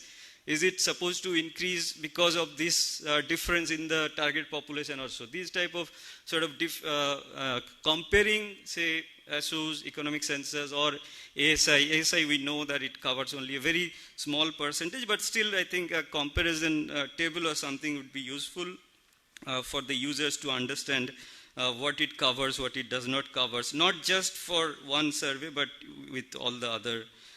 Another important part I would like to highlight is that those who work, we know that, there is an ambiguity. Here is the one area there is an ambiguity. This unincorporated sector enterprises and MSME. Are they synonymous? What is the difference between MSME and unincorporated sector enterprises? There is no discussion whatsoever on that. And we kind of know that they are like 98%, 99% of unincorporated sector enterprises are MSMEs. But is it like, because ASUSE does not cover agricultural sector. So APOs, what about the farmer producer organizations? Are they part of MSMEs or not? So these type of discussions are not there at all. So that is something I think which can be included. And and what is presented in the data, we all have known by now. It started with estimated number of enterprises as obtained from with the use of the multiplier, along with by different background characteristics like industry type, area of residence, establishment type, and everything. Those are there. And also a very detailed section on the workers, which is very important, estimated number of workers. But again, here I would like to request MOSPI that there should be compared, because we all know, Siddhartha also mentioned about the claims data from RBI. There are a lot of sources available for getting a sense of the estimated number of workers. So it would be good to compare them. I know MOSPI cannot do everything. You can commission a study to some organizations who are well aware of these issues. It doesn't, when it doesn't involve primary data collection, it takes about 2 to 3 months to come up with a very nice report comparing all the sources of, like even PLFS with proper extraction of different NIC codes, one can produce the number of workers in the informal sector. ASUSE will give you, already has given you the data on that. Then there is claims data, which is more of a projection, based on the population projection, which we all know are not correct because of the declining fertility rate, because the projections were based on earlier fertility rate. So naturally they would overestimate the number of workers, which is happening with the claims data. So these type of discussion and comparisons are very useful. Otherwise, I mean, there are a lot of reports, a lot of articles will come up kind of criticizing the data with I mean, no rational whatsoever. So if you can provide that information, then it would be useful, I think. And also, I mean, I think Professor Binda mentioned about this migrant workers. There is now e-STROM data that, so to overcome our ignorance about the migrant population, I think the government has come up with this e-STROM platform. And there also you get a lot of information on the number of migrant workers. So that also another source of employment data as well. So comparing all these data to see why they differ, how they differ, and so on. So that would be very interesting to do. Just last point, I mean, it's really good to see that different type of stakeholders are involved in this discussion. Particularly, I'm sure there are representatives from Ministry of MSME, Ministry of Rural Development, all of them, like as everyone pointed out, MOSPI is just the data generator, right? But the other ministries are actually users of the data, and with the data, they will come up with the policies. Like Ministry of MSMEs, like the policies they have come, like there's a huge sort of a priority on formalizing these enterprises. But what type of challenges these enterprises are facing? Do they perceive any benefits of formalization? And I mean, those type of data needs to be fed to the Ministry of MSME so that they can come up with sort of, you know, their effort in formalization, what changes need to be made so that they really sort of want to be formalized. I mean, unless they perceive any real benefits in formalization, why would one go for formalization? So I think it's really good to see that. And also like Ministry of Rural Development, as we know that they work with these rural entrepreneurs, SHG-based entrepreneurs, and also there's an effort to sort of graduate these entrepreneurs from group-based loans to individual loans so that they can get that. So basically, and they have this Lakpati Didi scheme and so on. So another point I would like to highlight here, this particular report actually focuses more on the very basic but very important indicators, but it doesn't highlight much on the business performance indicators. So it is there, I think in the schedule it is there. One who is interested using the data can come up with business performance indicator, but I think that might also be useful to include maybe later, I mean not at the first release of that report, but subsequent release, a separate sort of compendium can be added. Yeah, and I think several other, say, and also SIDBI, I don't know any representative from SIDBI is here or not. So basically what I'm trying to say that those who are actual users of different of this data from different government departments, they need to be involved. And also other academic institutes, say for example, I'm not sure they're here or not, there's a Center of Excellence in Entrepreneurship and Development in the Gokhale Institute of Politics and Economics. So they are all, I mean, I know, we work with them, we know that they do a lot of enterprise service, they work with these entrepreneurs and so on. There are donor agencies like USAID and so on, they work with, you know, digital adoption of MSMEs and other things. So it would be good to involve them as well. And because, I mean, a lot of other industry partners also are there who work with understanding the impact of access to credit, access to market for these entrepreneurs. So it would be also useful to involve them as well. So I'll stop here and thanks. Thank you, Dr. Pramanik, for sharing your thoughts in a very clear and unambiguous way. Although you talked about some ambiguity in our reports, but your talk was very unambiguous. And your views and feedback will immensely help us in making our data presentation more useful to the stakeholders. We'll try to accommodate your views in our next round of survey, if not possible in the next, but definitely in future. And regarding MSME in ASUS, we will probably have more questions in the open session. I will try to react then. Our next speaker in this session is Dr. Paritosh Nath. Sir, I will be grateful if you could throw some light on the collaborative aspect of this data. If you can address some of the questions like how to create a sustainable collaborative environment where stakeholders are actively involved in data discussion, how can we make data discussions more inclusive and accessible to all stakeholders? What platform or technology do you think will be effective in enabling interactive engagement with stakeholders through data? How can the organization prepare for future challenges in a data-driven environment through stakeholder engagement? I now invite Dr. Nath to share his thought. Hi, good afternoon. First of all, thank you for the organizers for bringing all of us here. The question posed to me is, how do we enhance this collaborative exercise? I think this data user conference itself is a great start, where we have people from different fields, from industry, from academia, people who are actually working in producing the data, and those of us who use that data.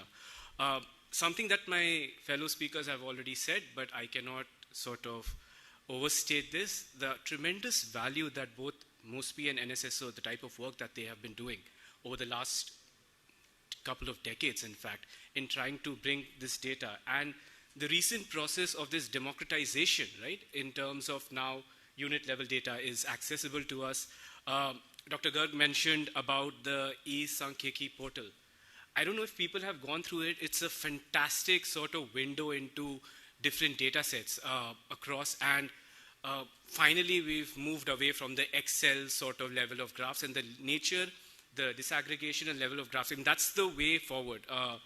One of the speakers had spoken about the pedagogic use of all of these data sets. I think more sort of endeavor towards these ends in terms of the technology that you were talking about is really helpful. So what other ways in terms of enhancing collaborative efforts? I think one, the need for researchers, particularly those situated in the metropolitan areas, organizations, the ministry, to reach out to regional centers, right? There are a lot of people over there who are interested in working or understanding the challenges and issues that affect locally in those places. So, for example, we had a presentation today about how to simply download this data and convert it into a form that is usable.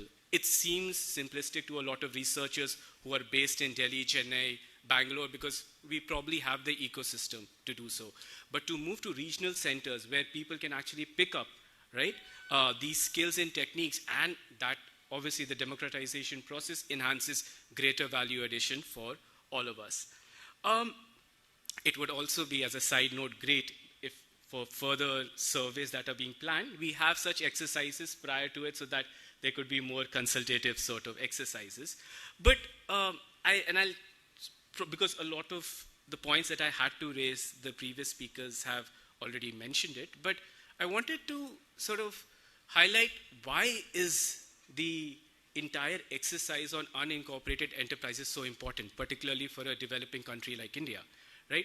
Historical experience tells us that the micro enterprises which have around, say, 8 to 15 to 20 workers, have been drivers of both productivity increase in these economies, whether developing or developed. Also, they are the channels for which employment growth can take place. So that's why this is so crucial. But what does the ASUSE data right now tell us? And this is something where I'll try to sort of wrap it with the stakeholder conversation.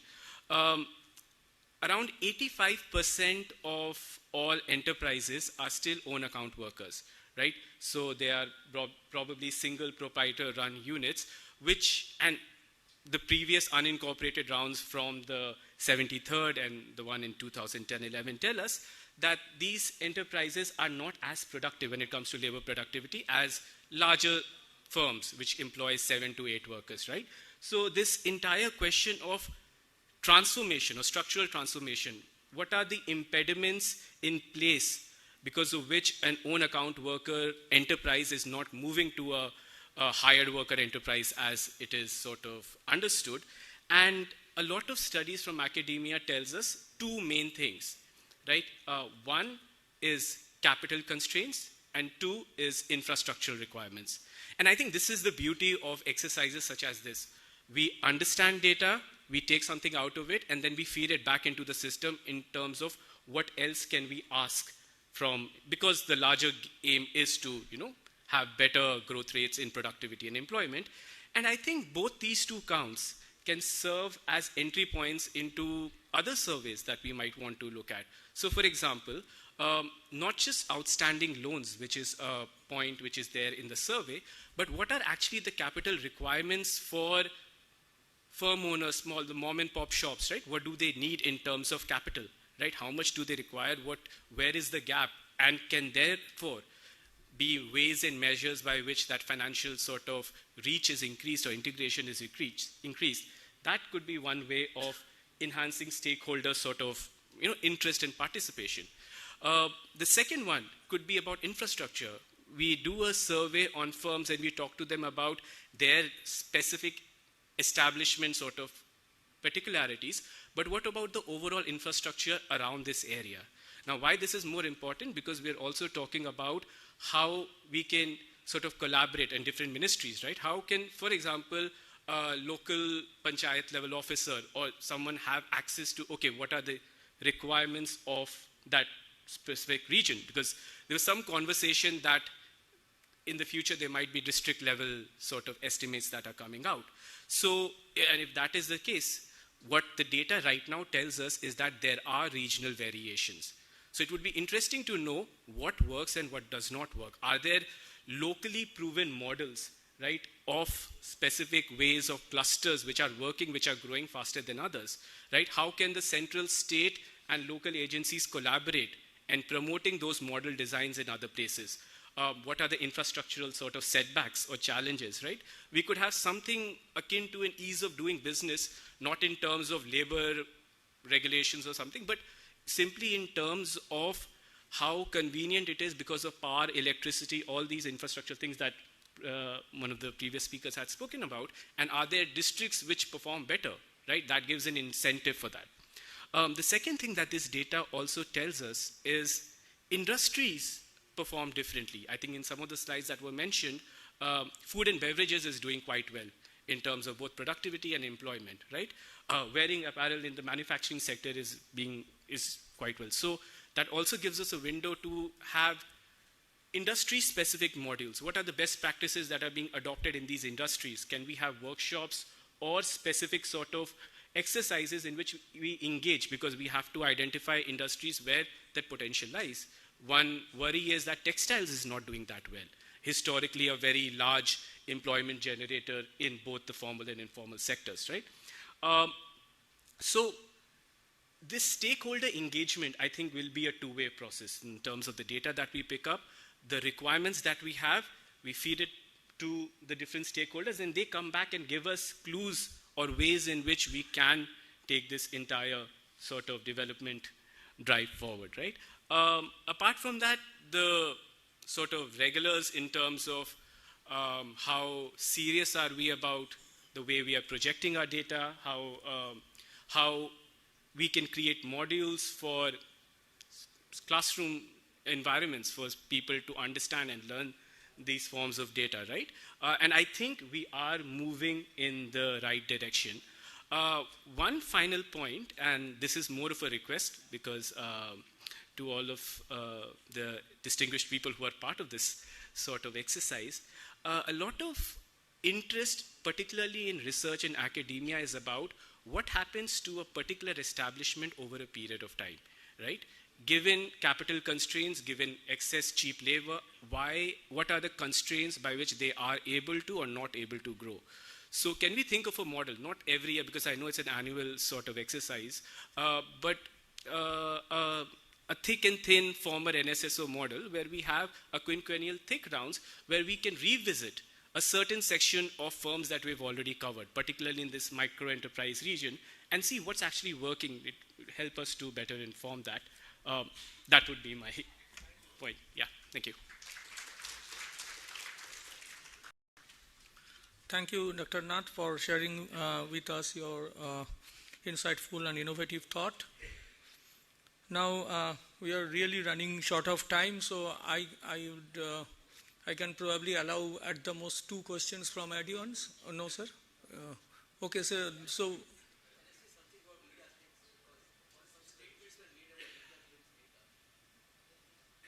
yes, sir.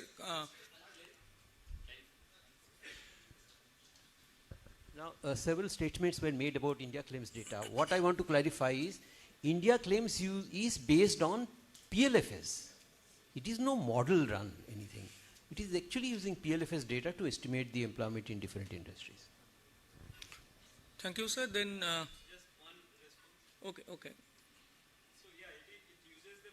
Estimates of labor force participation, and it multiplies the population projection, which is not correct. That was my point. That's not your fault. Why you say my fault? Because I'm involved in claims. I have been with them in 20 years with claims. Why you are saying anyway? With this, it may be personal. So with this, I think we come to an end to this panel discussion. I profusely thank all our panelists today for sharing their thoughts in a very beautiful and articulated way. I'm sure we have taken notes of all those suggestions, and will try to incorporate those to the extent possible in our future rounds. Now the floor is given to Supriya. Thank you. Thank you to all the panelists and the moderator. Now we will have open discussion and question and answer. We look forward for this session. It is indeed a golden opportunity for each one of us to enrich and enlighten our self through exchange of ideas and knowledge.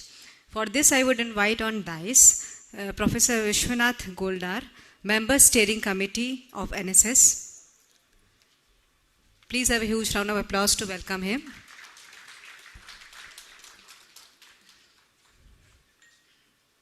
Thank you, sir. Shri Kishore Kumar, Additional Director General, SCD, NSSO. Shri Salil Kumar Mukhopadhyay, Deputy Director General, DPD, NSSO. Shri Soumya Chakravarti sir, DDG SDRD. And Dr. Chetna Shukla, DDG FOD Headquarter. And Sandeep Majumdar sir, SDRD.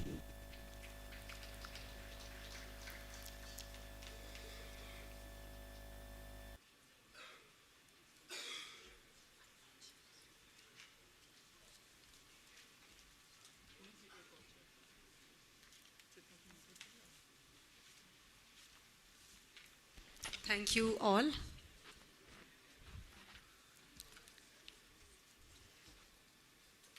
I would request the moderator and the coordinator for this session, Dr. Ashish Saxena, Joint Director, Survey Coordination Division, to please come and coordinate and help the participant to raise questions and answer. Thank you.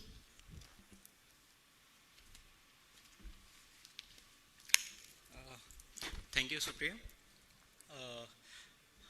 Good afternoon, all the dignitaries and participants of this data user conference. As we have come here to the last session of this conference, and we are running short of time, so I would request immediately to the participants who want to ask question with respect to the ASUS and any other thing to our dignitaries on the dais. Please, anyone? Please.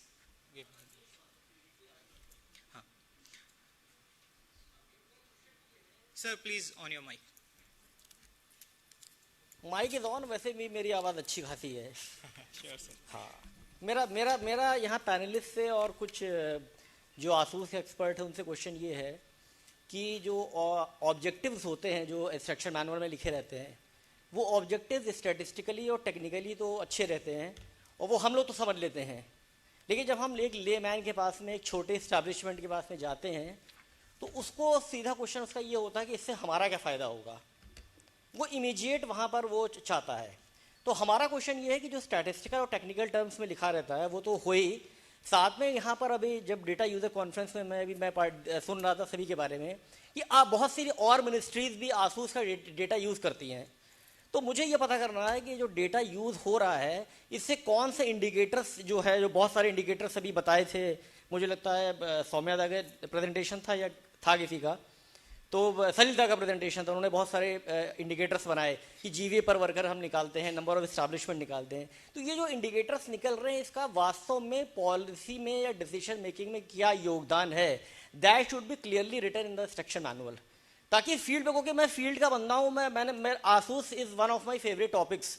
Asus से मैंने बहुत सारे inspections करे हैं, बहुत सारे super scrutiny करी हैं, मुझे लगता है मेरे जितने नॉर्म्स हैं उसका मैंने डबल ट्रिपल करा हुआ है। और मैंने ग्वालियर में, मोहाली में, लखनऊ में, थोड़े समय के लिए जालंधर आरओ भी मेरे पास में था, तो 4 आरओज का मेरे पास एक्सपीरियंस भी है। ये चीज़ कहीं ना कहीं फंसती हर जगह कि हम इमीडिएटली उसको बता नहीं पाते हैं कि एक्चुअल में इसके ये जो हम डेटा आपसे ले रहे हैं इससे कौन से इंडिकेटर निकलेंगे, और जो इंडिकेटर निकल रहे हैं उससे गवर्नमेंट कौन सी पॉलिसी बनाई है, उसका क्या फ़ायदा था, क्या नुकसान था, या पाइपलाइन में वो पॉलिसी है।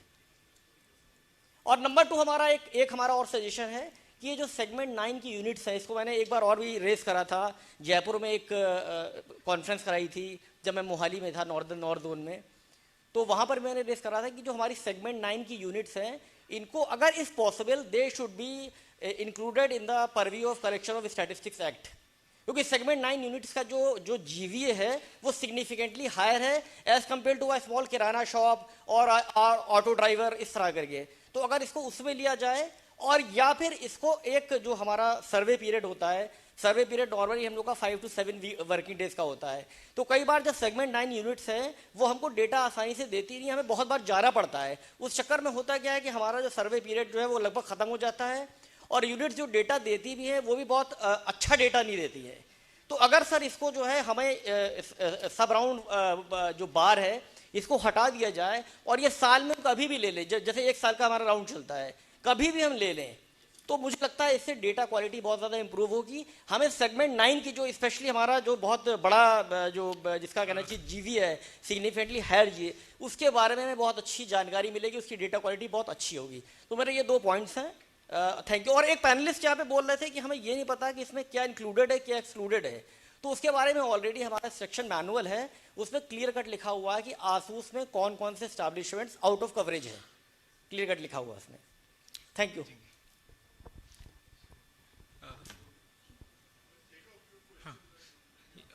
Okay, thank you for your suggestion and the question, sir. And my request is to please be very specific about the question. The last one, please.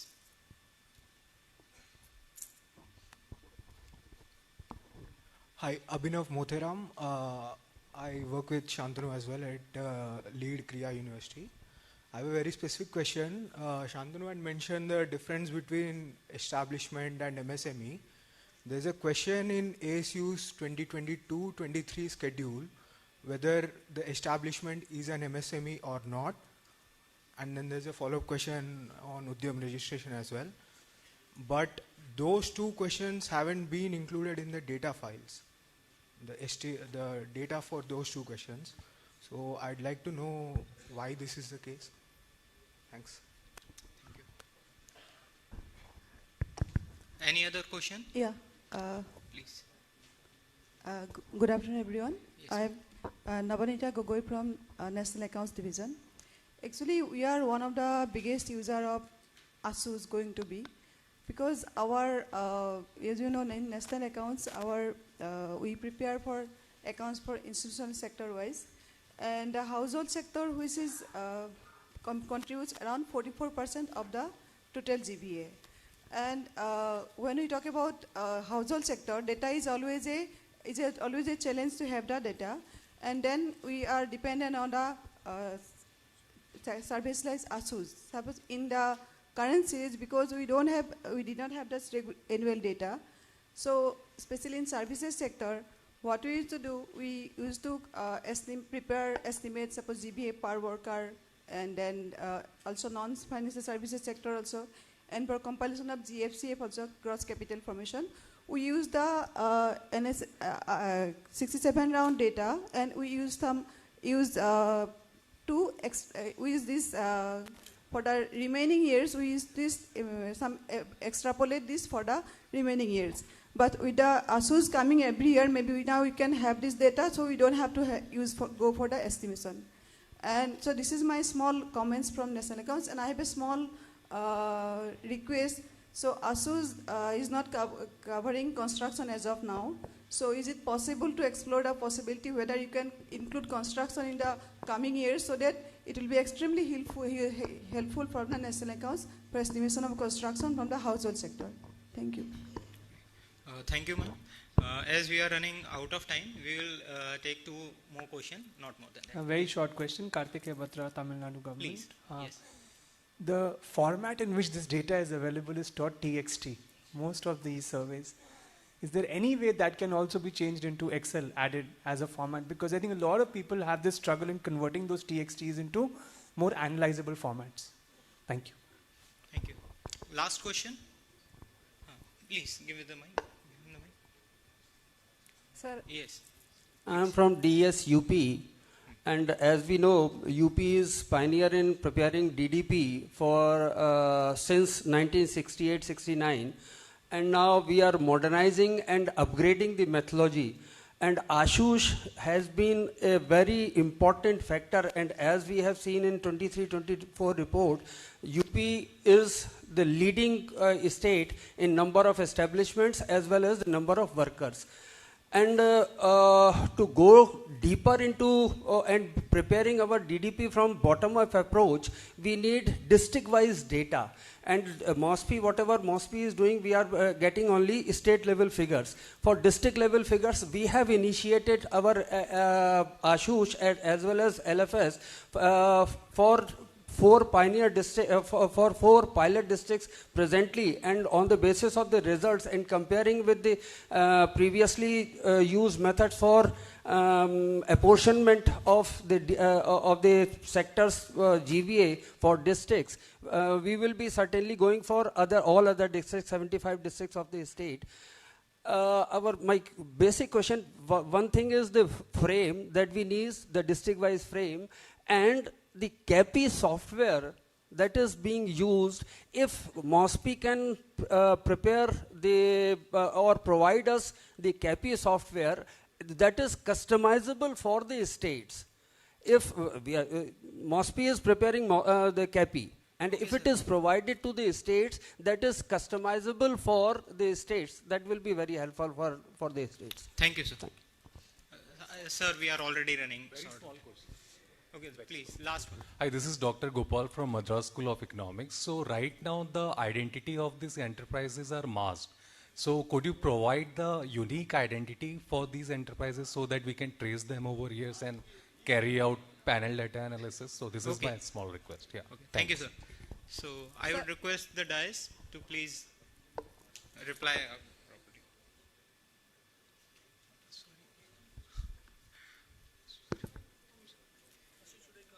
Please, sir. So we have some 6 to 7 questions. Out of this, I suppose that comments given by Rajneesh Mathur is more of a suggestion. So those suggestions are well taken and we'll deliberate on that. Comments of Navnita also from National Accounts perspective is also more of a comment. They will be using ASUS data, is starting to know. Regarding inclusion of construction sector in ASUS, they say yes, it is already, we were discussing this. We will probably take it to our expert committee and we'll try to incorporate construction sector to the extent it is possible. Now, MSME units, yes, there were questions in the earlier session also.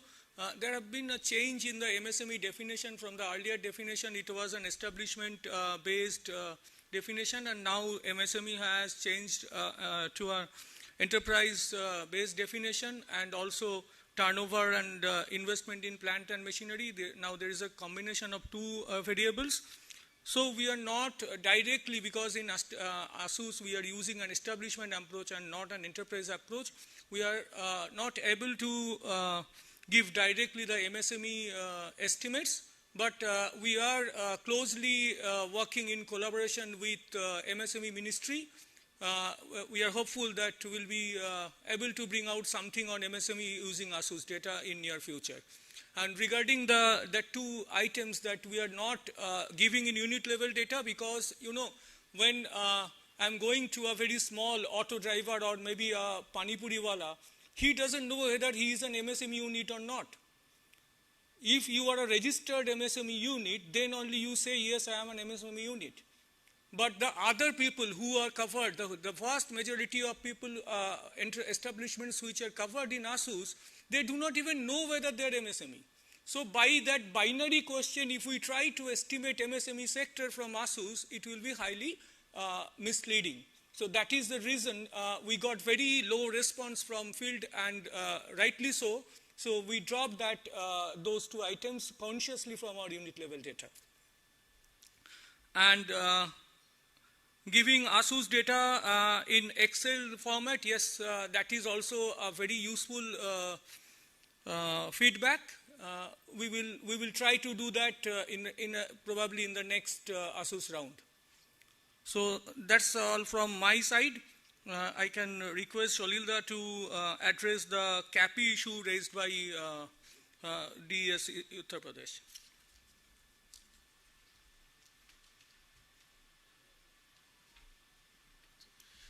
Before addressing the issue on sharing of CAPI, let me tell that the TXT format, text format data that is released, one of the important aspect of the data is the sheer volume of the data. If you look at the sheer volume of the data, converting it to means Excel and then to further subject it to manipulation, means analysis, is a problem, especially for the present generation of the data users.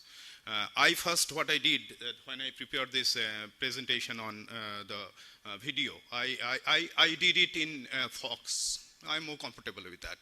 But my subordinates told, sir, don't go for Fox, it's not open source. So we will do it in Python. And I have also a video of 2.4 minutes in R. So they are more comfortable in converting the open source software for any TXT data to R or Fox or Statistica or some spaces. So that is not an issue of converting from text to other format. Regarding the sharing of CAPI, actually, in the recently concluded COXO, we had detailed discussion of what are the modalities of sharing COXO. And one of our ex-CSI mentioned that don't ask the states to reinvent the wheel, which you have already invented. Now, our take is that we are not going to reinvent the wheel, but the structure and the shape of the wheel does not fit all the 36 states and union territories. Those who want to participate in this this matching sample or basis of any service. But we are ready, actually. That is the decision we took, that we will provide technical know-how, guidance, and all sort of hand-holding on a case-to-case basis. So no will be left behind in this digital adoption of the survey methodologies. Thank you very much.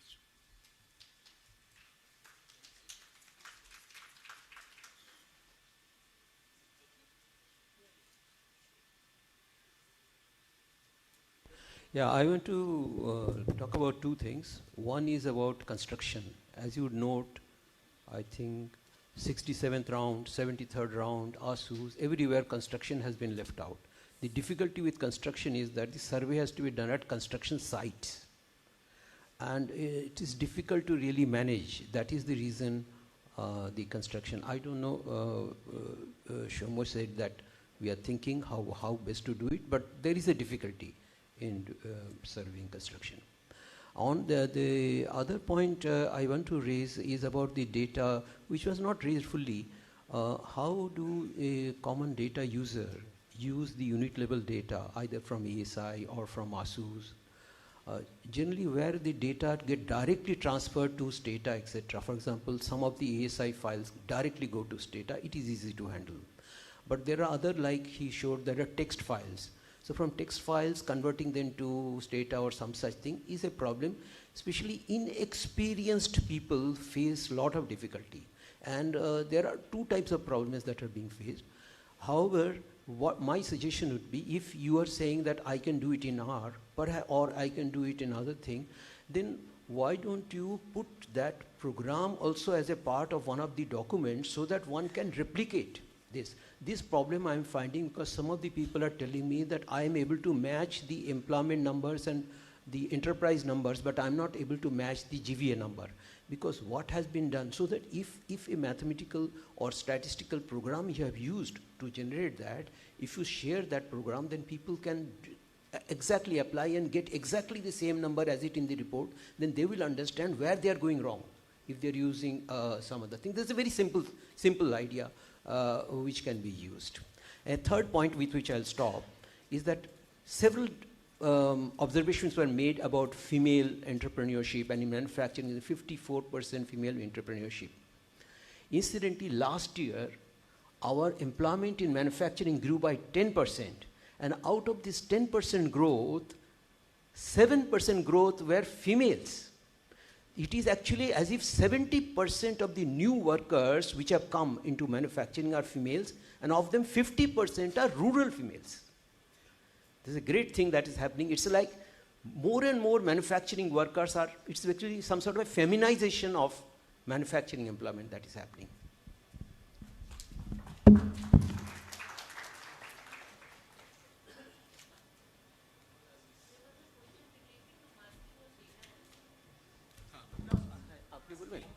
I see this issue of masking of data, although I think they are experts, but what I feel as a user, in annual survey of industries, I can see a point in giving a permanent code so that you can panel data.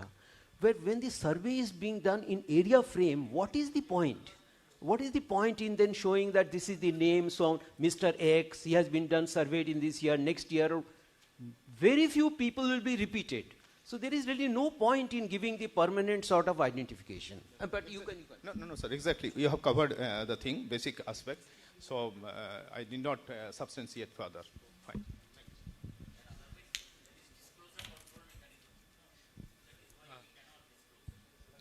So there is asking to keep the same number, means not. So to make a panel, but it's, as sir has already mentioned, it is not possible to make a panel. Thank you. Thank you, sir. There was one more question with respect to the district level estimates. If anyone can throw some light on it, please. Good afternoon. As we have discussed during the, in this month we had a conference with COXO, the state governments. So here also, we are actively emphasizing to forming stratification, basic stratum at district level, so that, in future round state can participate and district level estimates can come out. So we are actively thinking on that. And regarding that segment 9 issue, also one point, one control measure we are trying to incorporate is that if we can do some sort of sampling there, because it's agreed that there is a lot of non-cooperation from them. So suppose earlier we were doing some X number of units in segment 9, and now if we do some sampling on that, so that we have to canvass lesser number of units, so I think that may also help the problem. So let us see, we are actively contemplating on that. Thank you. One line on district level estimates. It's working. See, earlier the annual survey of industries design was not at district level, it was at state level. Later we were advised that ASI design should go to district level, and it was shifted to district level designing, so that district level estimates can be made. It's only can be made, but it's not being made. Why it's not being made? Central sample, of course we are not making that. But what we need is that the state sample portion, the state should use the central sample and state sample, pull it together and make the district estimates. Now the effort from the states is not sufficiently there. Because part of the job is from the center, but part of the job has to be done by the state DES. So if they really try to use our data, their data, pull that together, only then the real good district level estimates can be made. I am taking the example ASI. Same thing applies to ASUSE and other, and even employment. If there is sufficient cooperation and sufficient effort from the state, then all district level estimates will be made. Thank you, sir.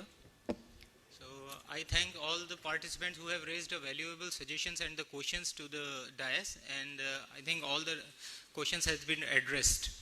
So thank you so much. Now I would like to invite my colleague Supriya Saxena for carry forward. Thank you.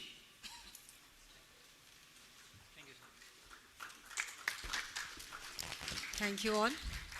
What a vibrant discussion today we had. It was really very informative and enlightening discussion for all of us. Ladies and gentlemen, this brings us to the conclusion of this event today. On behalf of the Ministry of Statistics and Program Implementation, I extend my heartfelt thanks to each one of you. Now I request Shri M.S. Subramanya Rao, DDG SCD, NSSO Survey Coordination Division, to please deliver the concluding remarks. Thank you.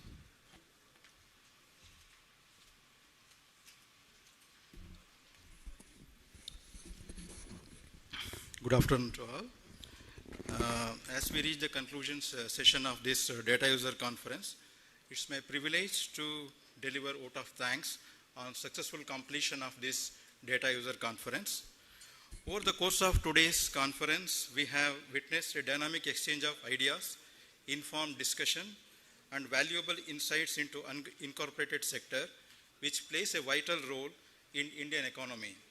The depth and breadth of the discussion have underscored the importance of ASUSE data in shaping policies, the support and the growth for the sustainability of this sector.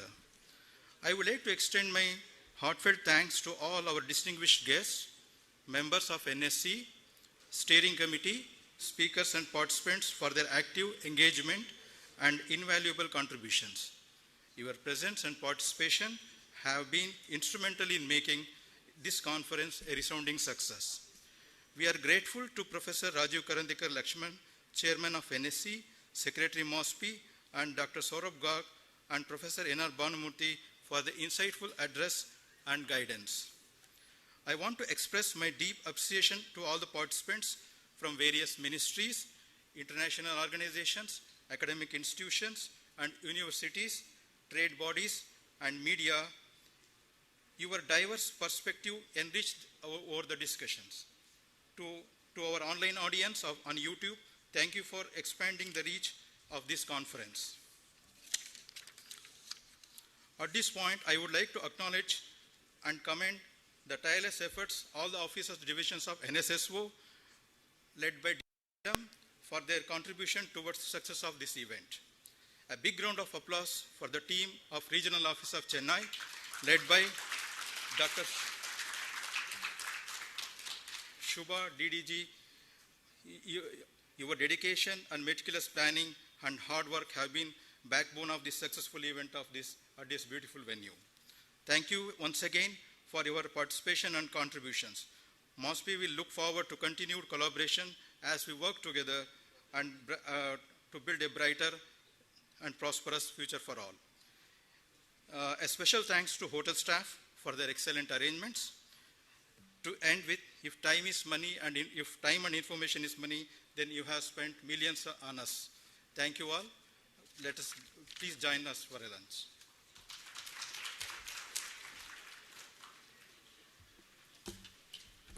Thank you all.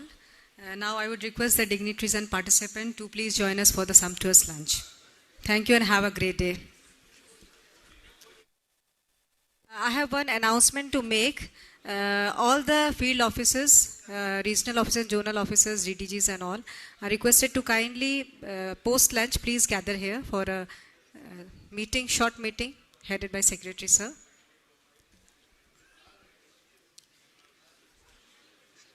It will be around 3 o'clock. I would like to request everyone to please gather, the field offices especially. Thank you. Have a great day.